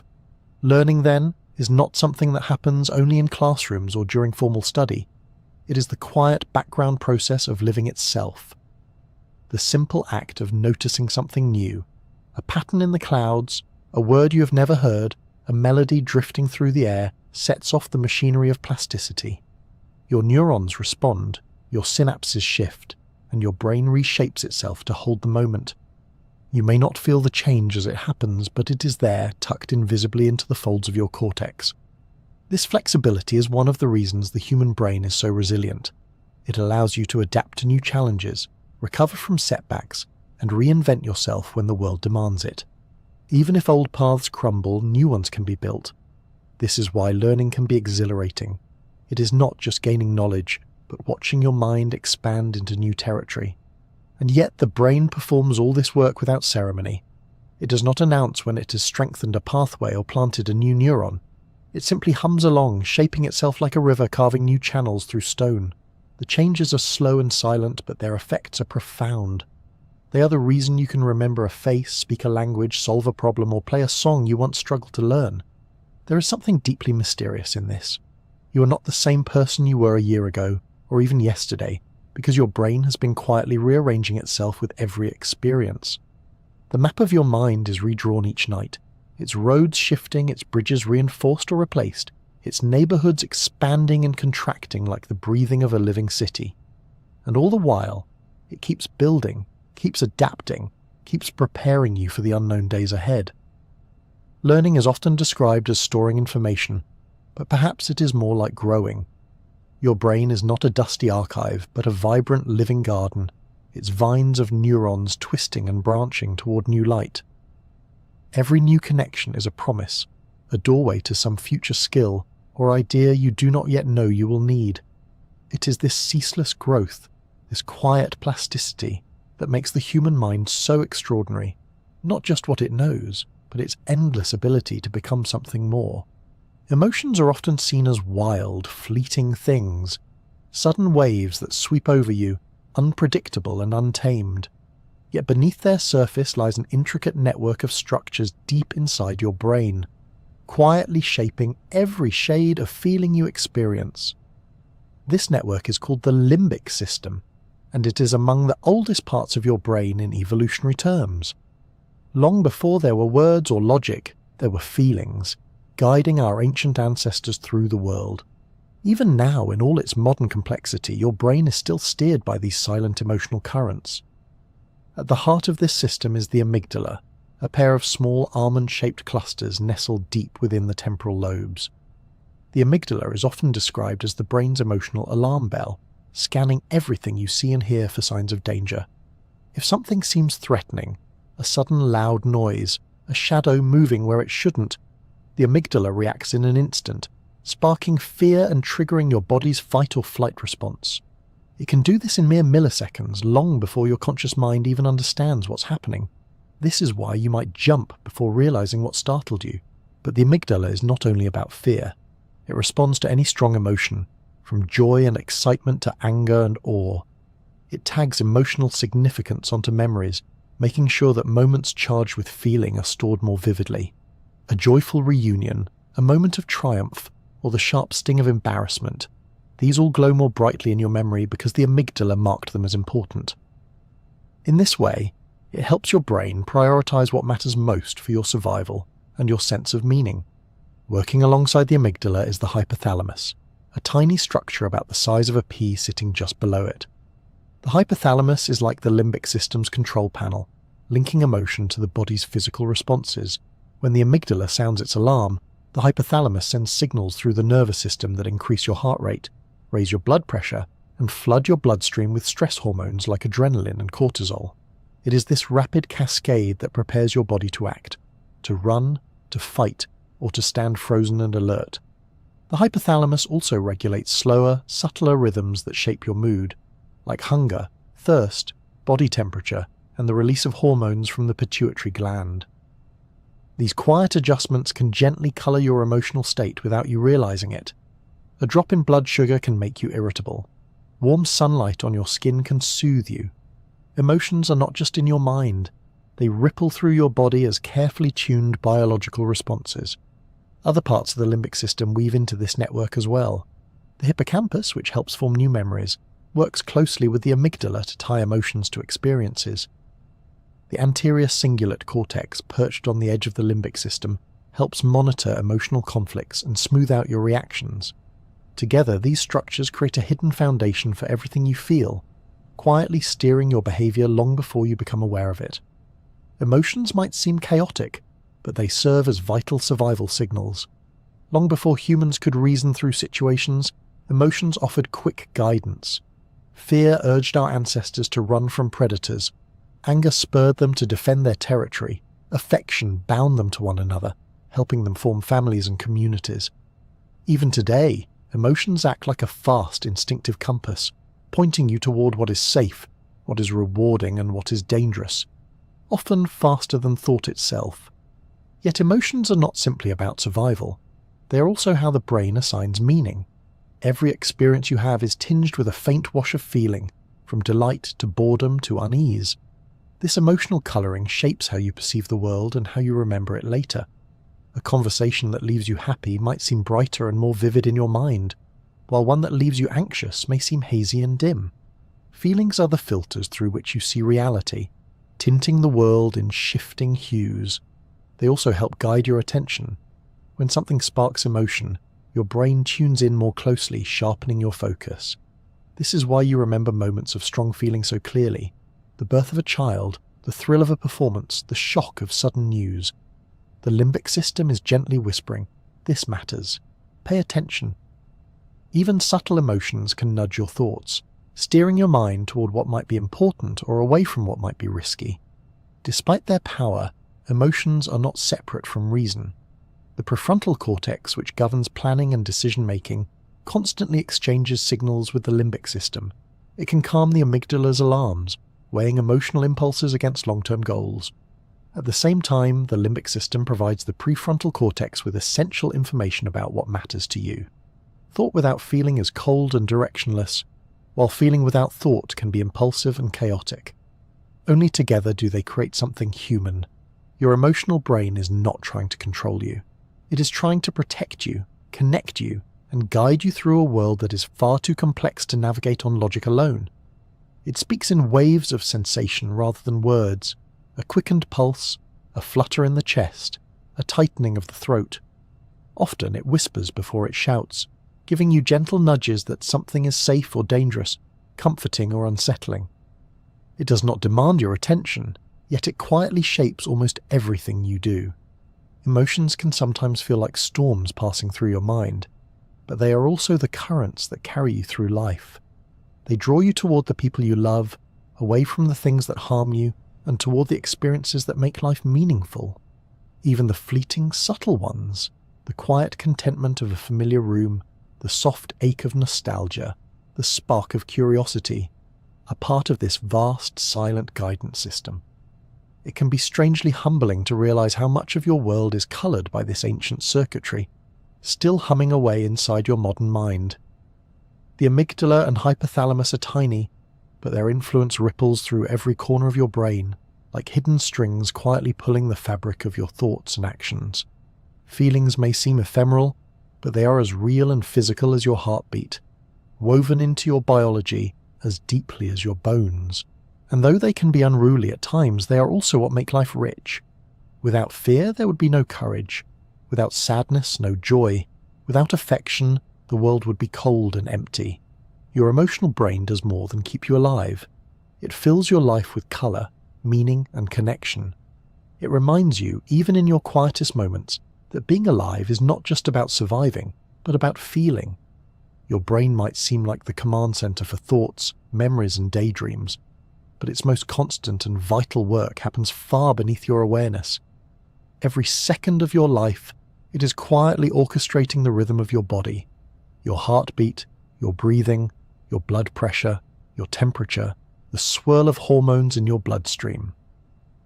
While your mind drifts from one idea to another, your brain is keeping the machinery of being alive humming along with seamless precision. Much of this hidden choreography is handled by the autonomic nervous system, a vast network of nerves that stretches from your brainstem through your spinal cord and out to every organ. The word autonomic hints at its nature. It works automatically, without the need for conscious effort. You don't have to remember to inhale to adjust your blood sugar, or to release the hormones that keep you awake in the morning. Your brain does all of it in the background, like a tireless caretaker who never asks for thanks. The brainstem is the hub of this system, and it is astonishingly diligent. Inside its compact structure are clusters of neurons that monitor your body's internal state and send out moment-by-moment instructions.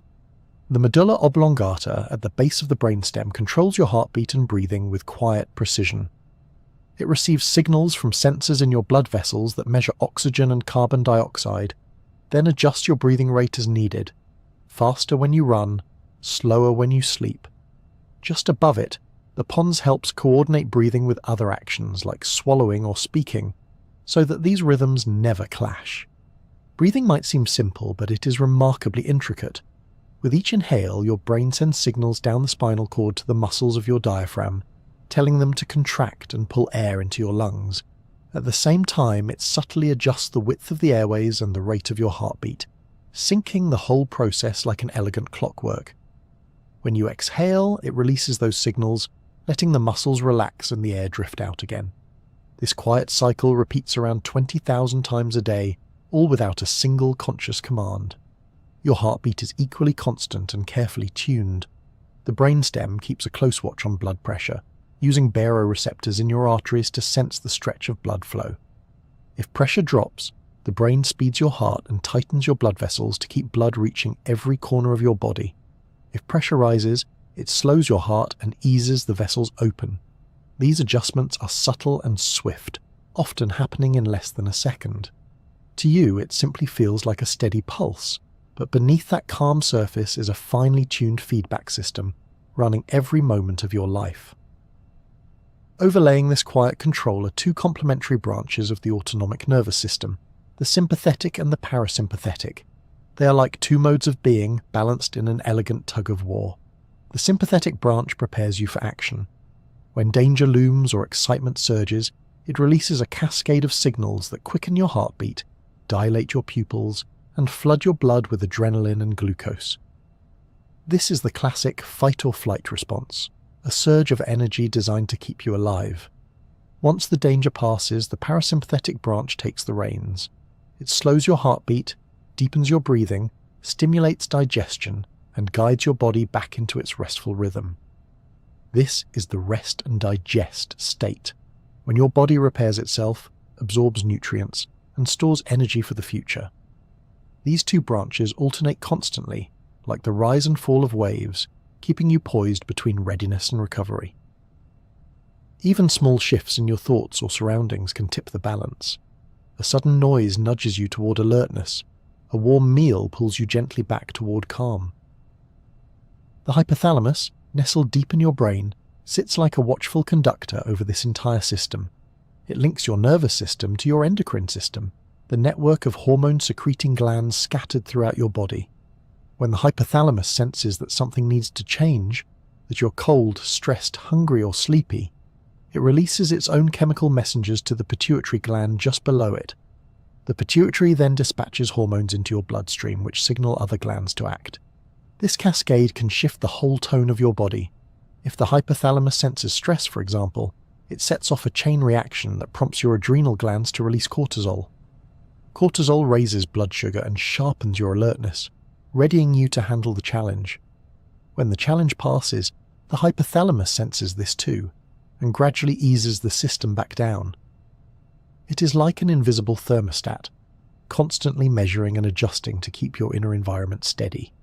These feedback loops are astonishingly precise. Temperature regulation alone involves dozens of moving parts. The hypothalamus monitors the warmth of your blood, triggers sweat glands to cool you, or tiny muscles in your skin to make you shiver, adjusts your blood flow to preserve or release heat, and even changes your appetite and activity level. All of this unfolds silently and automatically, as though your brain were quietly fine-tuning the weather inside your own body.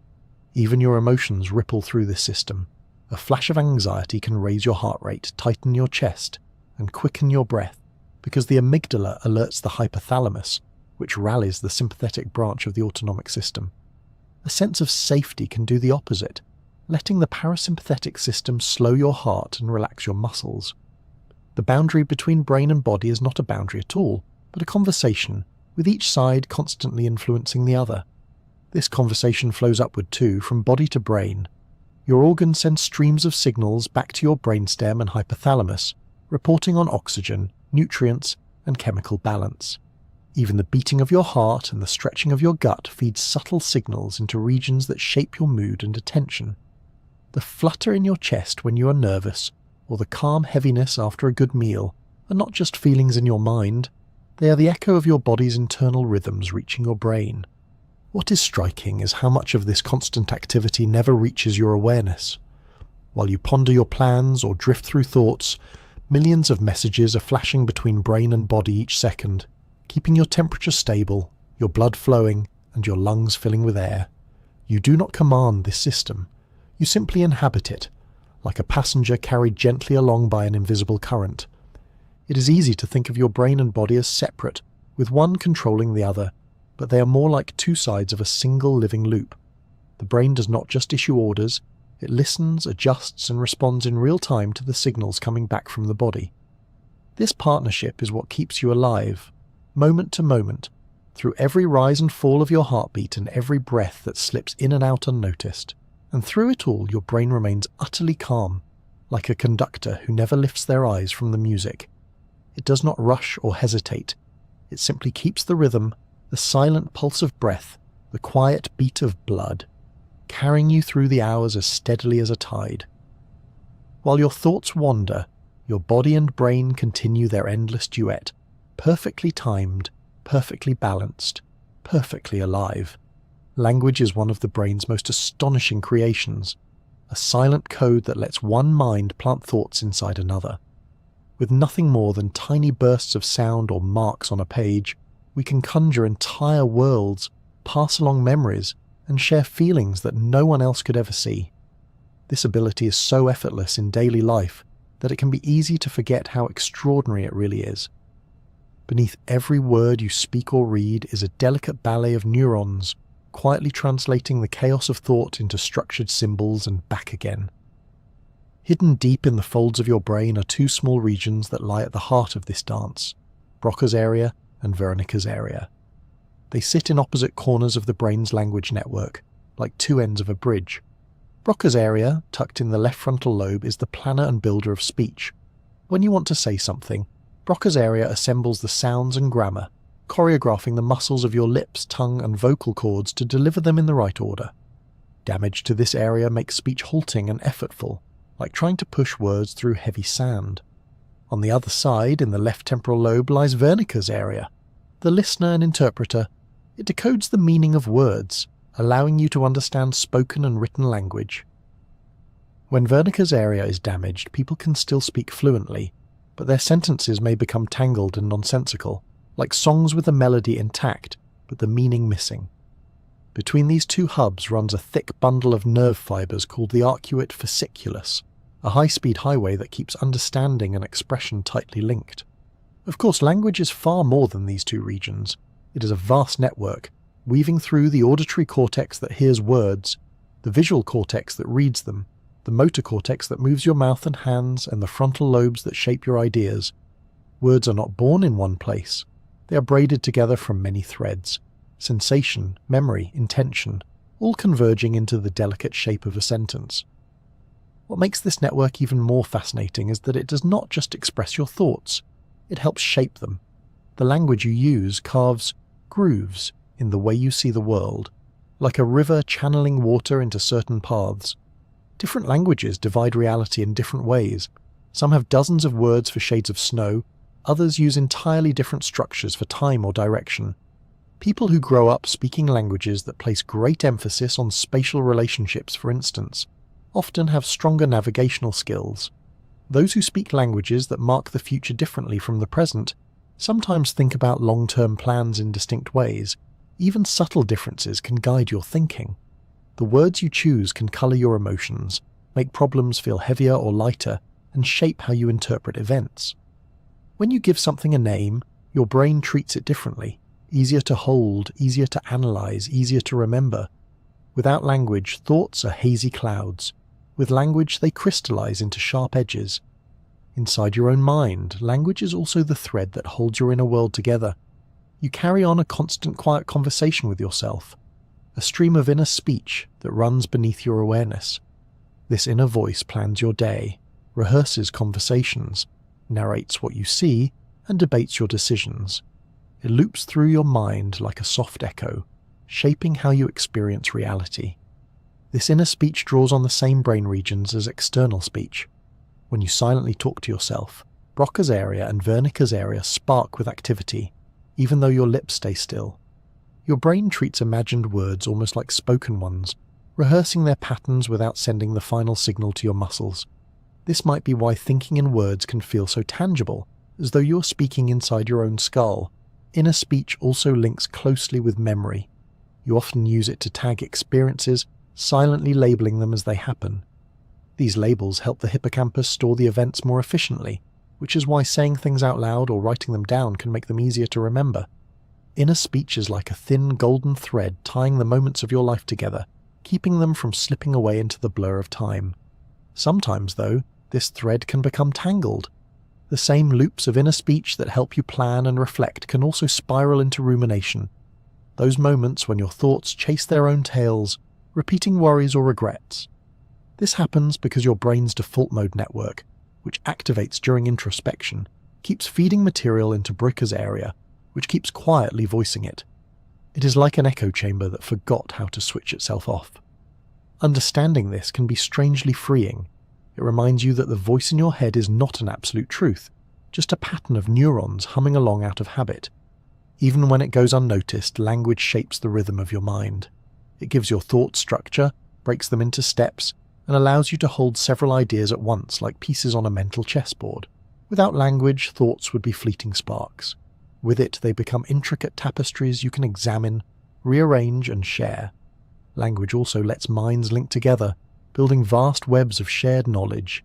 Every word you know is the product of countless brains over countless years, passed from one mouth to another like a torch. When you speak, you're not just expressing your own thoughts, you're drawing on an ancient collective, using tools shaped by generations who came before you. The words feel personal, but they are part of something far larger, flowing through time like a river that never dries. It is strange to think that this entire universe of meaning lives in the soft folds of your brain, built from cells that fire tiny pulses of electricity.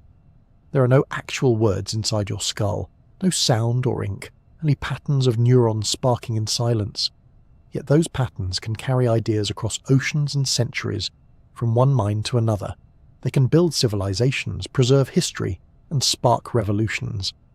They can soothe, persuade, or inspire. And all of this unfolds so smoothly that you rarely notice the machinery at work. You simply open your mouth and words appear. You read a line of text and meaning blossoms in your mind, as if it had always been there.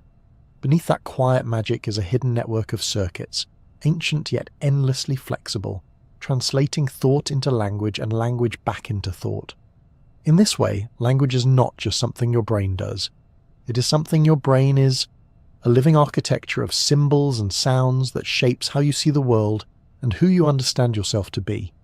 It is the bridge between your private inner realm and the shared world beyond your skin. And every time your thoughts loop silently in words, you are walking that bridge, weaving your mind into the vast tapestry of human meaning.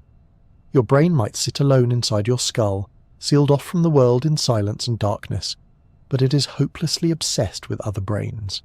It spends much of its time trying to guess what they are thinking, predicting how they will act, and imagining what they might be feeling. You could say it is addicted to other brains, an endlessly curious social sponge that lights up when it senses connection. Humans are wired not just to survive alongside one another, but to understand and synchronize with each other in ways that run far deeper than words. This social wiring begins with a peculiar kind of cell known as a mirror neuron. These neurons were first discovered in the brains of monkeys, where they fired both when the monkey performed an action and when it merely watched another do the same thing. The same kind of system exists in humans, and it hums constantly in the background of your life. If you see someone stub their toe, your mirror neurons echo the pattern of pain-related activity in your own brain. If you watch someone laugh, your motor areas light up as though you're preparing to laugh yourself. Mirror neurons are the quiet mimics inside your mind, constantly rehearsing the movements and emotions of those around you. This is one reason why yawns are contagious, why you wince when someone else gets hurt, and why you smile back almost automatically when someone smiles at you. Your brain is not just watching other people, it is simulating them, slipping briefly into their perspective without asking your permission. These fleeting echoes of other minds form the foundation of empathy, the ability to feel what someone else is feeling. But empathy goes even further, drawing on a network of brain regions, sometimes called the theory of mind system. This includes areas like the temporoparietal junction and the medial prefrontal cortex, which work together to imagine other people's thoughts, beliefs, and intentions. When you wonder why someone is upset or what they might do next, these regions spark to life, running quiet simulations of their inner world. What is remarkable is how naturally and constantly your brain does this. You do not have to stop and think, what is this person feeling? Your mind leaps to it automatically, weaving little models of other people from scraps of expression, tone, and body language. This is what lets you sense tension in a room before anyone speaks, or notice when a friend is pretending to be fine but isn't. Your brain is forever reaching beyond itself, quietly syncing with the emotions of others like invisible threads stretching from mind to mind. This social attunement is not just a pleasant bonus of being human. It is one of the brain's core priorities. Humans evolved as deeply cooperative creatures, dependent on one another to survive. For most of history, being cut off from the group was far more dangerous than facing wild animals or storms. Those who were better at reading faces, sensing moods, and predicting behavior had a huge advantage, and their brains gradually became sculpted by this need for connection. Even today, your brain treats social isolation as a kind of emergency. Loneliness triggers activity in the same brain regions that process physical pain, as if the mind were warning that something vital is missing. Social rejection can raise stress hormones and sharpen your sensitivity to threats, while social support can soothe your nervous system and strengthen your immune response. In many ways, your brain behaves as though connection is as essential as food or water.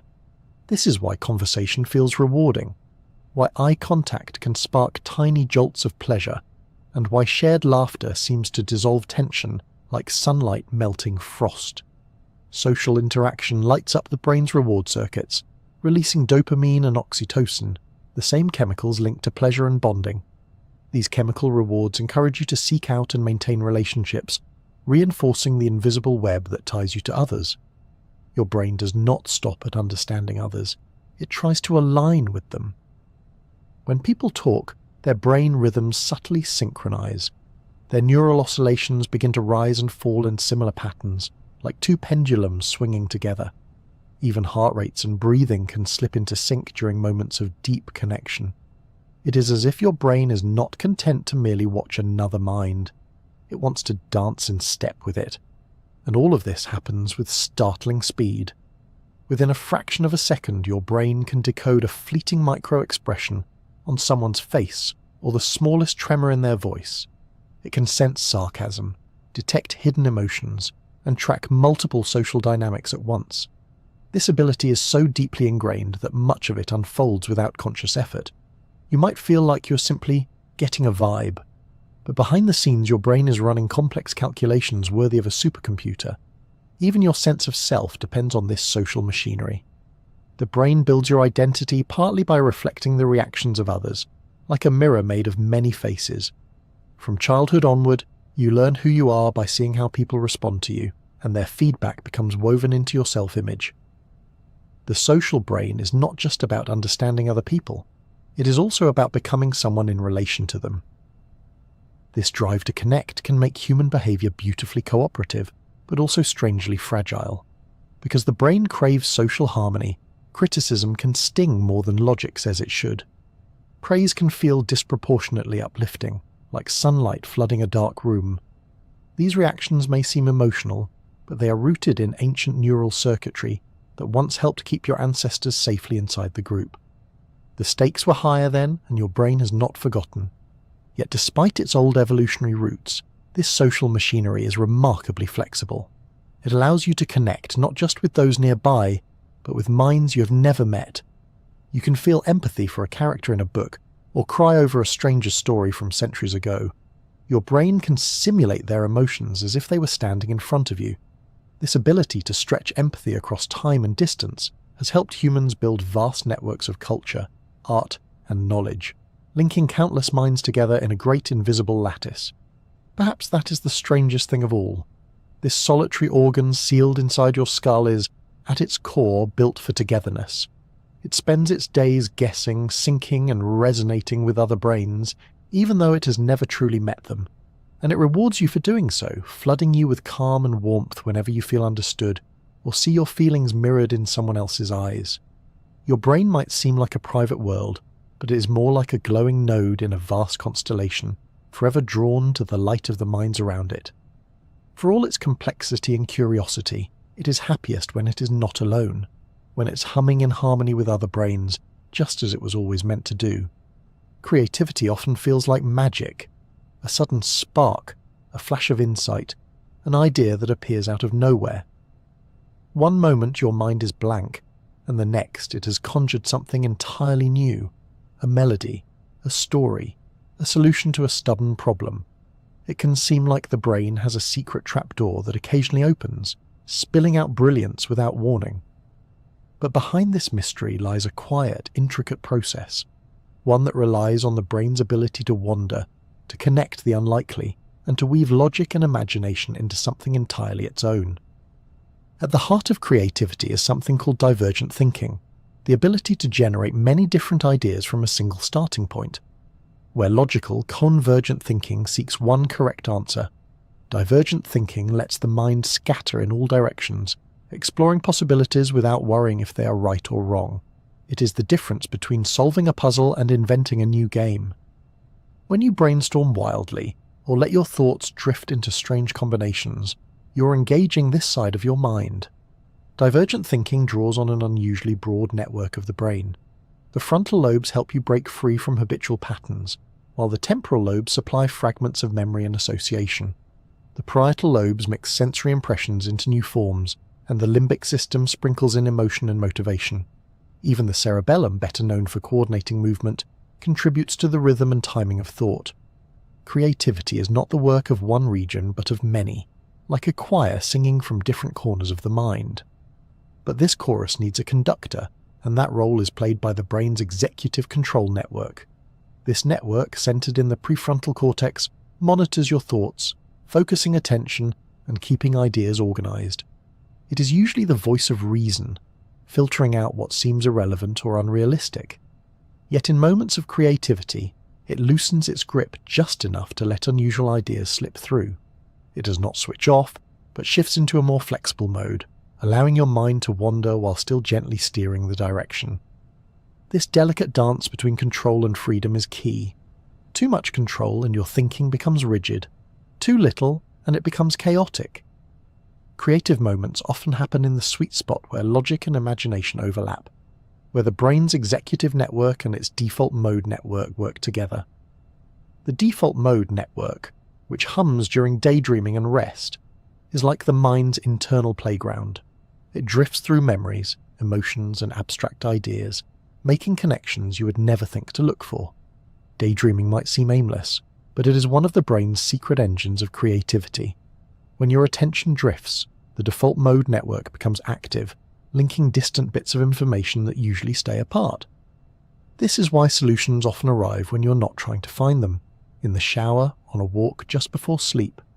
Your brain is quietly rearranging the puzzle pieces of your experience, and when a new pattern fits, it surfaces as a sudden aha moment.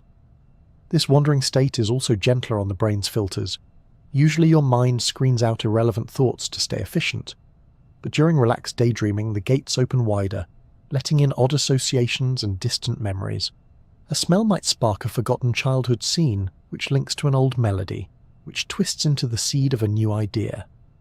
Creativity often hides in these strange detours, where logic would never think to look. Emotion also plays a subtle role. The brain's reward circuits, especially those involving dopamine, become active when you stumble on a promising idea. That little spark of delight encourages you to explore further, building momentum. This is why creative work can feel both exhilarating and addictive. Each small discovery gives your brain a quiet rush of pleasure, like finding a hidden path in a familiar forest. Even the brain's hemispheres contribute in distinct ways.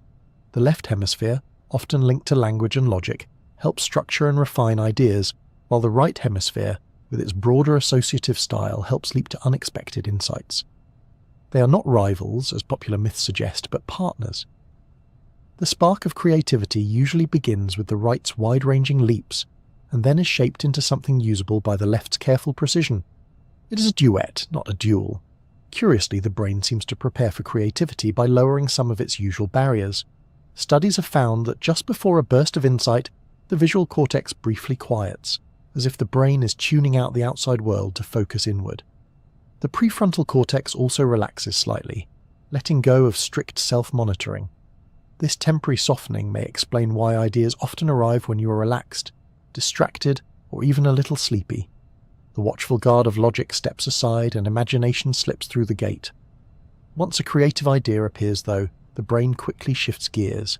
The executive network ramps back up, testing and refining the idea, pruning away what doesn't fit. This is the less glamorous side of creativity, the slow, careful work of shaping inspiration into something solid. It can feel tedious compared to the thrill of the initial spark, but it is just as essential. Without it, your ideas would remain beautiful but fragile, like soap bubbles that burst before they can be shared. All of this reveals something quietly profound. Creativity is not a single flash from a hidden corner of the brain. It is a rhythm, a back-and-forth conversation between freedom and discipline, chaos and order. The mind drifts outward, gathers strange treasures, then returns to sort and shape them. This pattern repeats again and again, like waves lapping at the shore, slowly carving something new from the raw material of thought. The most mysterious part is that your brain performs this dance without conscious effort. You cannot force inspiration to appear, only create the conditions for it to visit. Enough quiet for your mind to wander, enough curiosity to follow its detours, enough patience to let the slow work unfold. Creativity often feels like a gift from nowhere, but it is really your own mind surprising itself, showing you connections it quietly built while you were looking elsewhere. There is a certain beauty in this.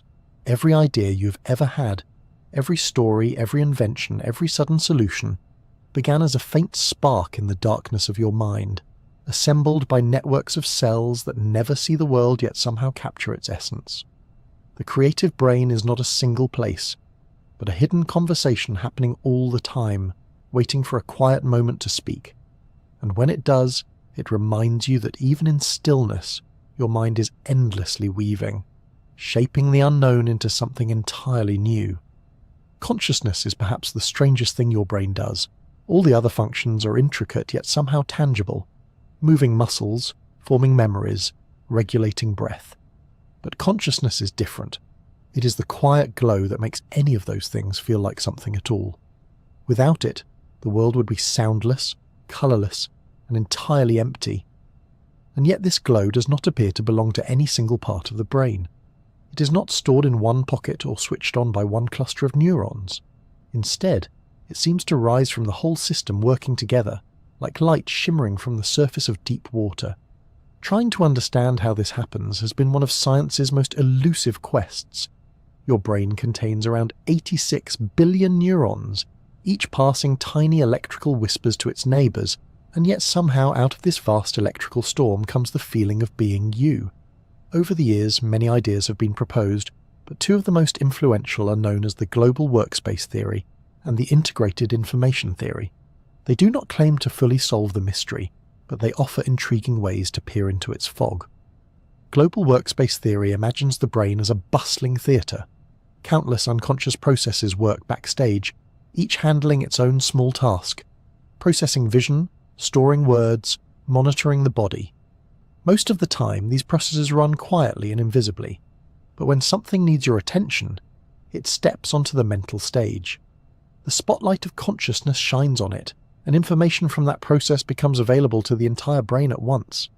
In this view, consciousness is not a place but a broadcast. It happens when scattered parts of the brain link together briefly, sharing information across a network of long-range connections. This surge of integration allows distant regions to coordinate, forming a unified scene in your mind. You do not experience the countless tiny backstage operations, only the few that make it to the spotlight. It is as if your mind is constantly whispering to itself, and consciousness is the moment when the whispers become a chorus loud enough for the whole brain to hear. Integrated information theory approaches the mystery from a different angle. Instead of asking what brain structures are involved, it asks what kind of information structure could give rise to consciousness at all. According to this idea, consciousness emerges from systems that are both highly differentiated and highly unified. Each part of the system must be doing something unique, yet all the parts must influence each other in a deeply connected way. The theory measures this using a concept called phi, which represents how much information the system integrates as a whole. A collection of isolated parts with no connections would have almost no phi and no consciousness. A perfectly connected system where every part does the same thing would also have low phi, too uniform to create anything complex. But a network like the human brain, where each region contributes its own specialized activity yet stays richly linked to the others, has an extraordinarily high level of integrated information. That, the theory suggests, is what gives rise to the spark of awareness. Neither theory claims to explain exactly why these patterns of activity feel like anything from the inside. They simply offer a structure, a way to map the conditions under which consciousness seems to appear. Both agree on something profound. Consciousness does not live in any single neuron or region, but in the way the entire brain weaves itself together. Awareness may be less like a light bulb that switches on, and more like a symphony that emerges only when enough instruments are playing in harmony. Even with these ideas, the mystery remains stubborn. Consciousness resists being pinned down, perhaps because it is the very thing doing the pinning. It is what you use to study the world, yet it is also the part of you doing the studying. This circularity makes it slippery, like trying to hold your own shadow. You can measure brain activity during conscious states, You can even find the circuits that light up when someone reports an experience, but the actual feeling of being, the warm presence of awareness itself, still floats just beyond the reach of explanation. And yet, this intangibility gives it a kind of quiet beauty. It reminds you that not everything about the brain can be captured in diagrams or equations. Consciousness is not just information. It is the shimmer that makes information matter. It binds your perceptions, thoughts, and memories into a single flowing stream that you call your life. Without it, your brain might still process the world, but it would all pass by in silence, like a movie playing to an empty theatre. One of the most curious things about consciousness is how fragile it can be. It fades every night when you drift into deep sleep and returns each morning as if nothing happened. It can vanish under anesthesia and reappear as the drugs wear off, like a lantern flickering back to life. Sometimes it dims or fractures under injury, illness, or certain meditative states, showing that it is not a permanent essence but a delicate process, easily shifted by the rhythms of the brain. It is also astonishingly selective. At any moment, your brain is bombarded by vast amounts of sensory information: light, sound, touch, the position of your limbs, the churn of your organs, but you are aware of only a tiny sliver. The rest stays submerged, processed silently in the dark. Consciousness seems to float on top of a deep sea of hidden activity, like the visible tip of an iceberg. Most of your mind is invisible to you, yet it quietly shapes your thoughts and choices all the same. Perhaps this is what makes awareness feel so precious. It is the rare surface where the hidden depths briefly break through. When something rises into the global workspace, or when enough information binds tightly together, the lights come on, and for a fleeting moment, there is a sense of being. Not just processing the world, but inhabiting it. Not just reacting, but knowing that you are. No one fully knows why this happens, or why it should happen at all. There is nothing in a single neuron that hints at the glow of awareness, just electrical pulses and chemical whispers. Yet when enough of them join together, something wholly new seems to appear. It is as if the brain is not only thinking, but watching itself think, a loop of self-reflection so intricate that it begins to feel like someone is home. This self-reflective loop might be the key. Some researchers suggest that consciousness emerges when the brain not only builds a model of the world, but also builds a model of itself within that world. It simulates its own presence inside the scene, like a character looking out through its own eyes. This internal self-portrait might be what gives your experiences that unmistakable sense of mine. And yet, for all the theories, the essence of consciousness remains elusive, perhaps necessarily so. Trying to observe it directly is like trying to see your own eyes without a mirror. It is always the observer, never the observed. You can trace its outlines, map its correlates, and measure its rhythms, but the actual experience, the quiet sense of being awake in the world, will always be something you stand inside, not something you can stand apart from. Maybe that is what makes it so compelling. Among all the brain's wonders, its precision, its memory, its creativity, consciousness stands apart as its most mysterious and its most personal. It is the soft glow behind your thoughts, the silent witness to your life, and the only reason anything else matters at all. No one can say exactly how or why it appears, only that it does, every morning when your eyes open, like sunlight spilling across the surface of your mind. From the moment you're born, your brain begins an extraordinary journey of transformation. It starts as a whirl of raw potential, bursting with unused connections, and over the years it becomes something shaped, refined, and deeply personal, a living record of everything you have seen, felt, and learned. Time leaves its fingerprints on this organ as gently as it does on the rings of a tree. Each stage of life brings quiet changes, some subtle, some profound, yet the brain remains remarkably resilient, always finding ways to adapt and carry you forward. In early childhood, the brain is astonishingly busy. Neurons sprout connections at a staggering pace, forming trillions of synapses. This overgrowth gives young children their sponge-like ability to absorb languages, skills, and patterns almost effortlessly. As the years pass, the brain begins to prune away unused connections, refining the vast chaos of early wiring into more efficient networks. By the time adolescence arrives, the brain is still a construction site, especially in the prefrontal cortex, the region involved in planning, impulse control, and long-term thinking. It is why the teenage mind often brims with creativity and risk-taking all at once, a mix of powerful engines and untested brakes. Through your 20s and 30s, the brain settles into a balanced rhythm. Many neural pathways are well established, and the prefrontal cortex has fully matured, lending sharper judgment and steadier focus.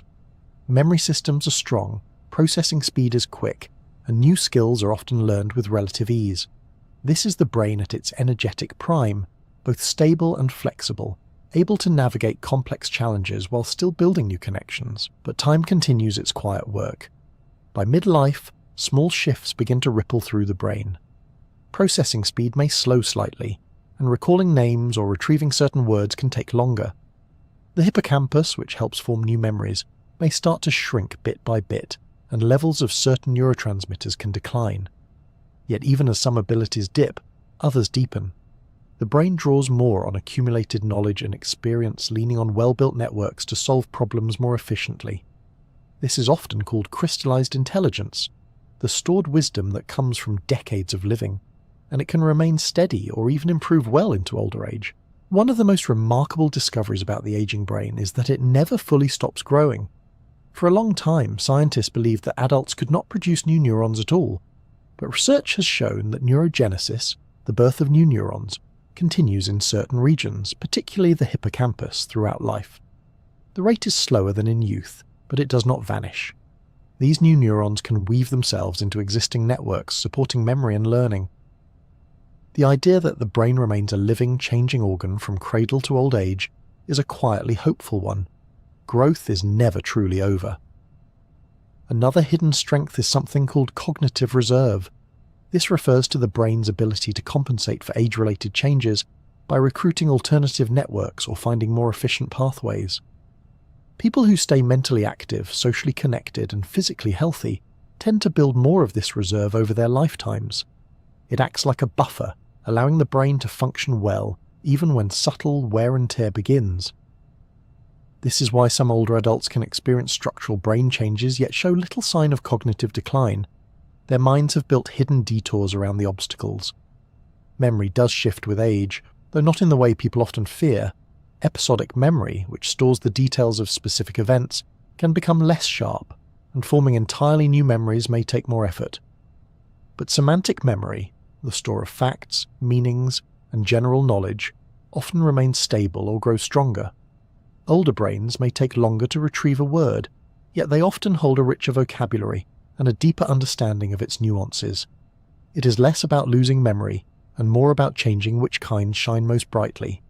Even creativity can take new forms. Younger brains excel at rapid leaps and novelty, while older brains often excel at synthesis, weaving together distant ideas and seeing patterns that others might miss. This shift reflects subtle changes in the brain's networks. Connections within each hemisphere may loosen with age, but communication between the hemispheres can actually increase, allowing broader, more integrative thinking.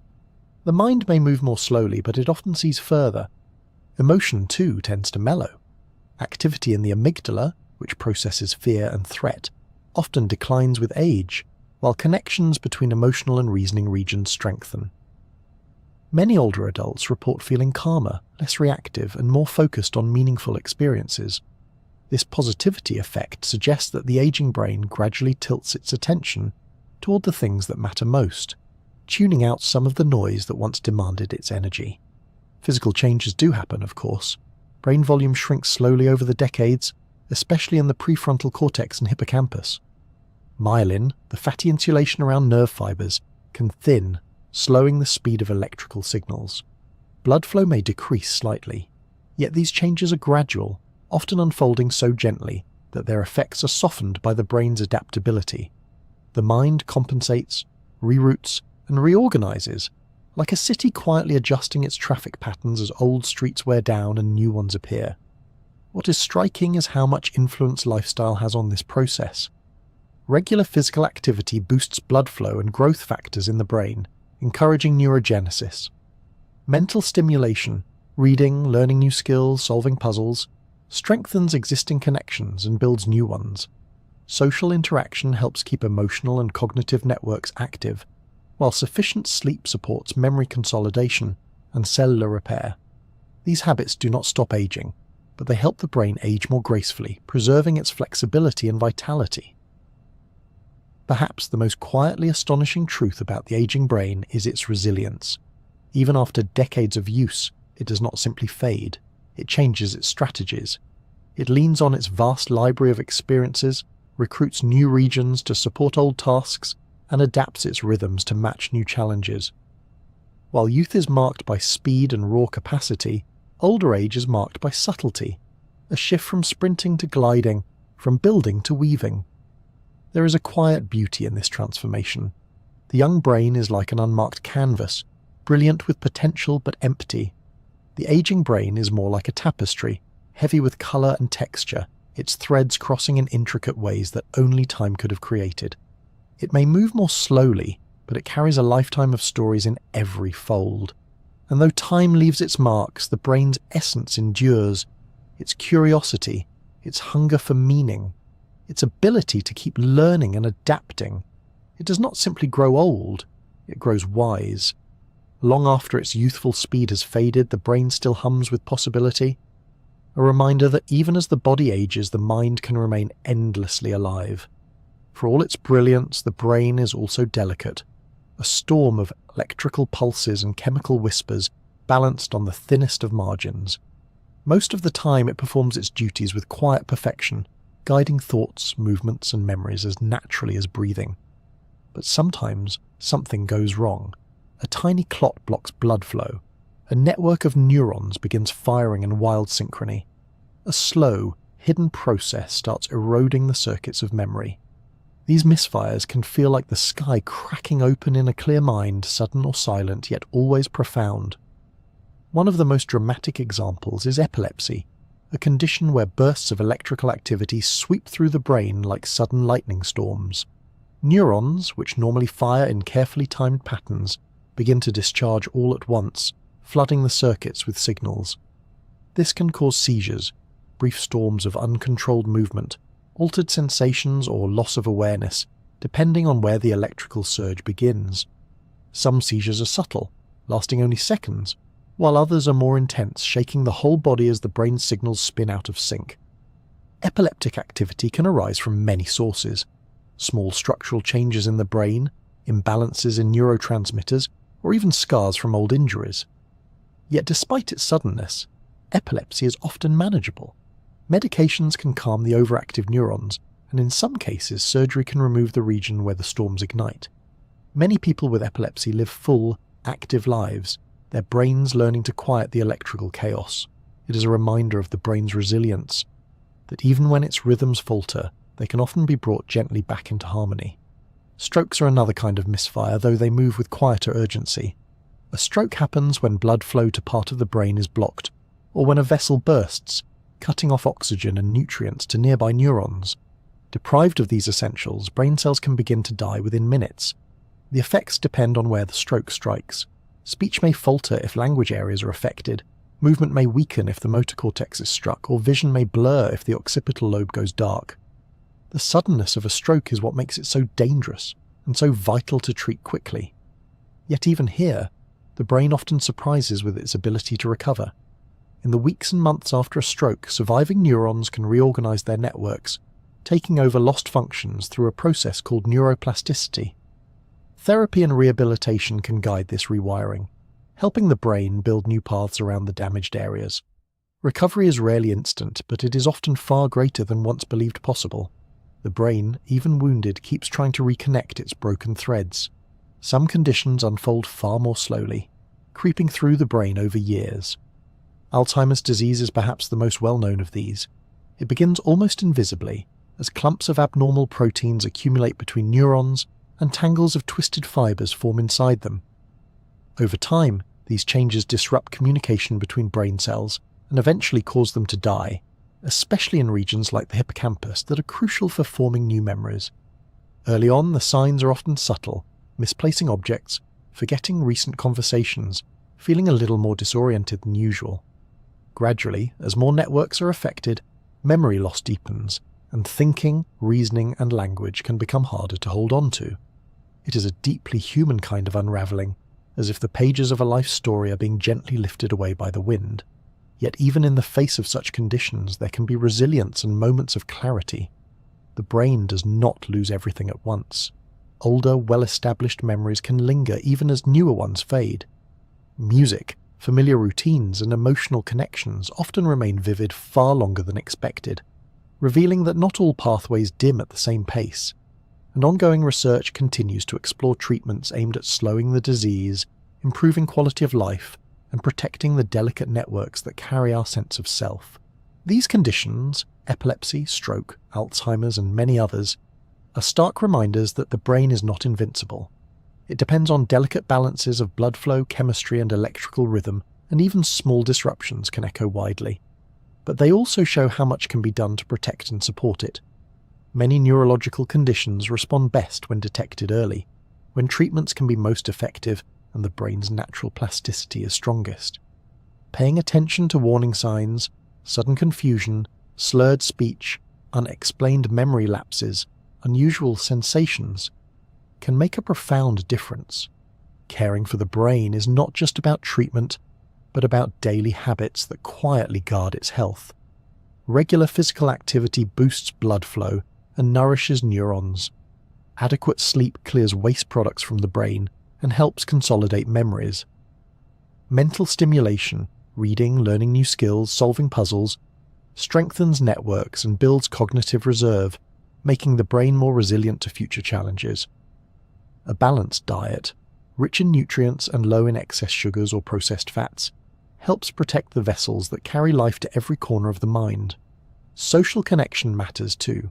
Isolation can quietly erode cognitive function, while meaningful relationships help keep emotional and cognitive circuits active.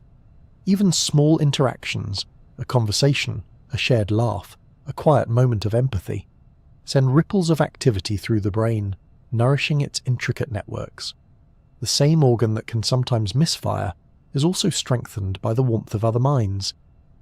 There is something quietly humbling about how the brain can both falter and endure. It can seize, stumble, or forget, yet it can also heal, adapt, and find new ways to carry the mind forward. Even when damaged, it often refuses to give up its delicate spark, and while some conditions cannot yet be cured, they can be eased, slowed, or softened by care. Both the care of medicine and the care of attention, patience, and love. The brain is not just a machine that sometimes breaks down. It is a living landscape, always reshaping itself in response to what it faces. When part of it misfires, the rest often leans in trying to compensate. When it is wounded, it reaches quietly toward recovery, and when it cannot fully mend, it still strives to hold on to the threads of who you are for as long as it can. In the end, the possibility of misfires makes the brain's everyday steadiness even more extraordinary. Billions of neurons fire in perfect harmony as you read, breathe, think, and feel, moment after moment, year after year. The fact that this vast symphony usually plays on flawlessly is a wonder in itself. And when it falters, it reminds us of the quiet responsibility of having a mind, to tend to it gently, protect it where we can, and marvel at how steadfastly it carries us through the fragile miracle of being alive. The human brain has always been both the tool we use to explore the world and the greatest mystery we have yet to solve. For centuries, it was a sealed black box, a soft, silent structure hidden behind bone, its workings unknowable except through the ripples they sent out as thought and behaviour. Now, though, that box is beginning to open. Piece by piece, technology is allowing us to peer inside the folds and flashes of this living organ, tracing the patterns of its activity in finer detail than ever before. It is a moment in history when the brain is, for the first time, beginning to meet itself. One of the most striking frontiers is the rise of brain-computer interfaces, or BCEs. These devices blur the line between mind and machine, reading the brain's electrical activity and translating it into action. Tiny electrodes placed on or near the brain's surface can detect the faint flickers of neurons firing, and computers can learn to decode these signals into commands. People who are paralyzed have used BCEs to move robotic arms with nothing but thought, guiding them to reach, grasp, and lift as naturally as if their own limbs had awoken again. These systems work by finding patterns, learning which neural signals correspond to particular movements, then translating those patterns back into motion. At first, this takes practice, like learning a new language. But over time, the brain adapts, reshaping its activity to control the device more fluidly. It is as if the brain is extending its map of the body to include something entirely new, treating a machine as part of itself. Researchers are also exploring how BCAs might one day restore lost senses. Experimental implants have allowed people who are blind to perceive spots of light by directly stimulating the visual cortex, and work is underway on devices that could send sound directly to the auditory cortex for those who are profoundly deaf. These are early steps, small sparks of perception, but they hint at a future where damaged sensory pathways could be bypassed entirely, letting the brain receive information in new ways. Alongside these interfaces is the vast project of neural mapping, the attempt to chart the brain's connections down to their finest threads. The human brain contains around 86 billion neurons, linked by hundreds of trillions of synapses. Mapping them all would be like charting every star and every beam of starlight in a galaxy. Yet researchers are beginning to make progress, using advanced microscopes, fluorescent tracers, and powerful algorithms to trace tiny neural pathways through slices of brain tissue. This effort is sometimes called the connectome, a complete map of all the brain's wiring. Even a cubic millimeter of cortex contains thousands of neurons and millions of synapses, each forming a piece of the brain's intricate circuitry. By tracing these patterns, scientists hope to understand how information flows through the brain's networks, how memories form, how decisions emerge, and how diseases disrupt the system. The scale of this task is staggering, but so is its potential. Understanding the brain's wiring at this level could transform medicine, revealing how to repair circuits damaged by injury or disease. It could show how to enhance learning, preserve memory, or gently guide the brain's natural plasticity to heal itself. It would also offer something more subtle, a glimpse of the physical structure behind our thoughts, a map of the pathways where our lives silently unfold. Artificial intelligence is becoming a crucial ally in this quest. The sheer volume of data from brain scans, neural tracings, and electrical recordings is far beyond what human minds could analyze alone. Eye systems can sift through this ocean of information, spotting patterns that would otherwise stay hidden, clusters of activity that link to certain emotions, circuits that spark during decision-making, rhythms that predict when a memory will stick. In a curious twist, AI is also being shaped by what we learn about the brain. Many modern AI networks are inspired by neural networks, echoing the way neurons send signals and adjust their connections with use. The relationship has become a loop. We build AI from the brain's patterns, and then use AI to decode those patterns, as if the brain is training a mirror version of itself to help solve its own puzzle. Yet even as our tools grow sharper, the core mystery remains. We can trace electrical signals and watch networks light up, but that does not fully explain how the quiet glow of experience emerges, why certain patterns of activity feel like something. We can see the physical motion of thought, but the subjective world it creates still shimmers just beyond reach. No scan or algorithm has yet captured the soft essence of awareness, the simple yet astonishing feeling of being. This lingering mystery is not a failure. It is part of what makes the journey so compelling. The more we learn about the brain, the more it reveals new layers of complexity, like a fractal that keeps unfolding. Each answer opens further questions, and each glimpse of understanding only deepens the wonder. The brain is not a static machine waiting to be solved. It is a living universe, changing as we watch it, reshaping itself even as we try to chart its shape. The future of understanding the brain may bring astonishing breakthroughs, seamless interfaces, cures for once untreatable conditions, even ways to enhance memory or creativity. But it will likely also bring something quieter, a deeper appreciation for the strangeness and fragility of the mind. Knowing more about the brain will not make it less mysterious. If anything, it may make its mystery feel even larger, like standing on a mountain and realizing how vast the horizon truly is. And perhaps that is fitting. After all, this quest is unlike any other in science. It is not just the universe trying to understand itself, or life trying to understand its origins. It is the brain, the very thing that creates understanding, turning inward, trying to comprehend its own nature. It is a loop of thought reflecting on thought, a spark of awareness gazing into the darkness from which it rose. Somewhere inside your skull, billions of neurons hum with electricity, and from their silent pulses comes everything you know, everything you remember, and everything you are. They're trying, in their quiet way, to understand themselves, a constellation of cells dreaming of the shape of their own light. From the smallest flicker of an electrical signal to the vast glow of awareness, the brain carries you through the entirety of your life. It begins as a cluster of cells, barely organized, and gradually becomes a labyrinth of delicate networks. Neurons branching and intertwining like ancient trees, glia weaving between them to nurture and support. From these quiet biological whispers arises everything you know, everything you love, every thought that has ever passed through your mind. It is easy to take it for granted, this silent companion that never rests, yet it is the most intricate structure known in the universe. We have wandered through its many realms, its architecture and rhythms, its senses and dreams, its emotions and memories, its creativity and curiosity. Each part revealed something astonishing, not just in its function, but in how effortlessly it weaves itself into the whole. There are no sharp boundaries inside the brain. Its systems blend and overlap, constantly exchanging signals, reshaping their connections and rebalancing their activity. It is never truly still. Even when you are asleep, even when you are lost in silence, it is humming softly in the background, holding you together. There is something humbling in that. Your brain has been working since long before you could speak or walk, long before you even knew you had a self.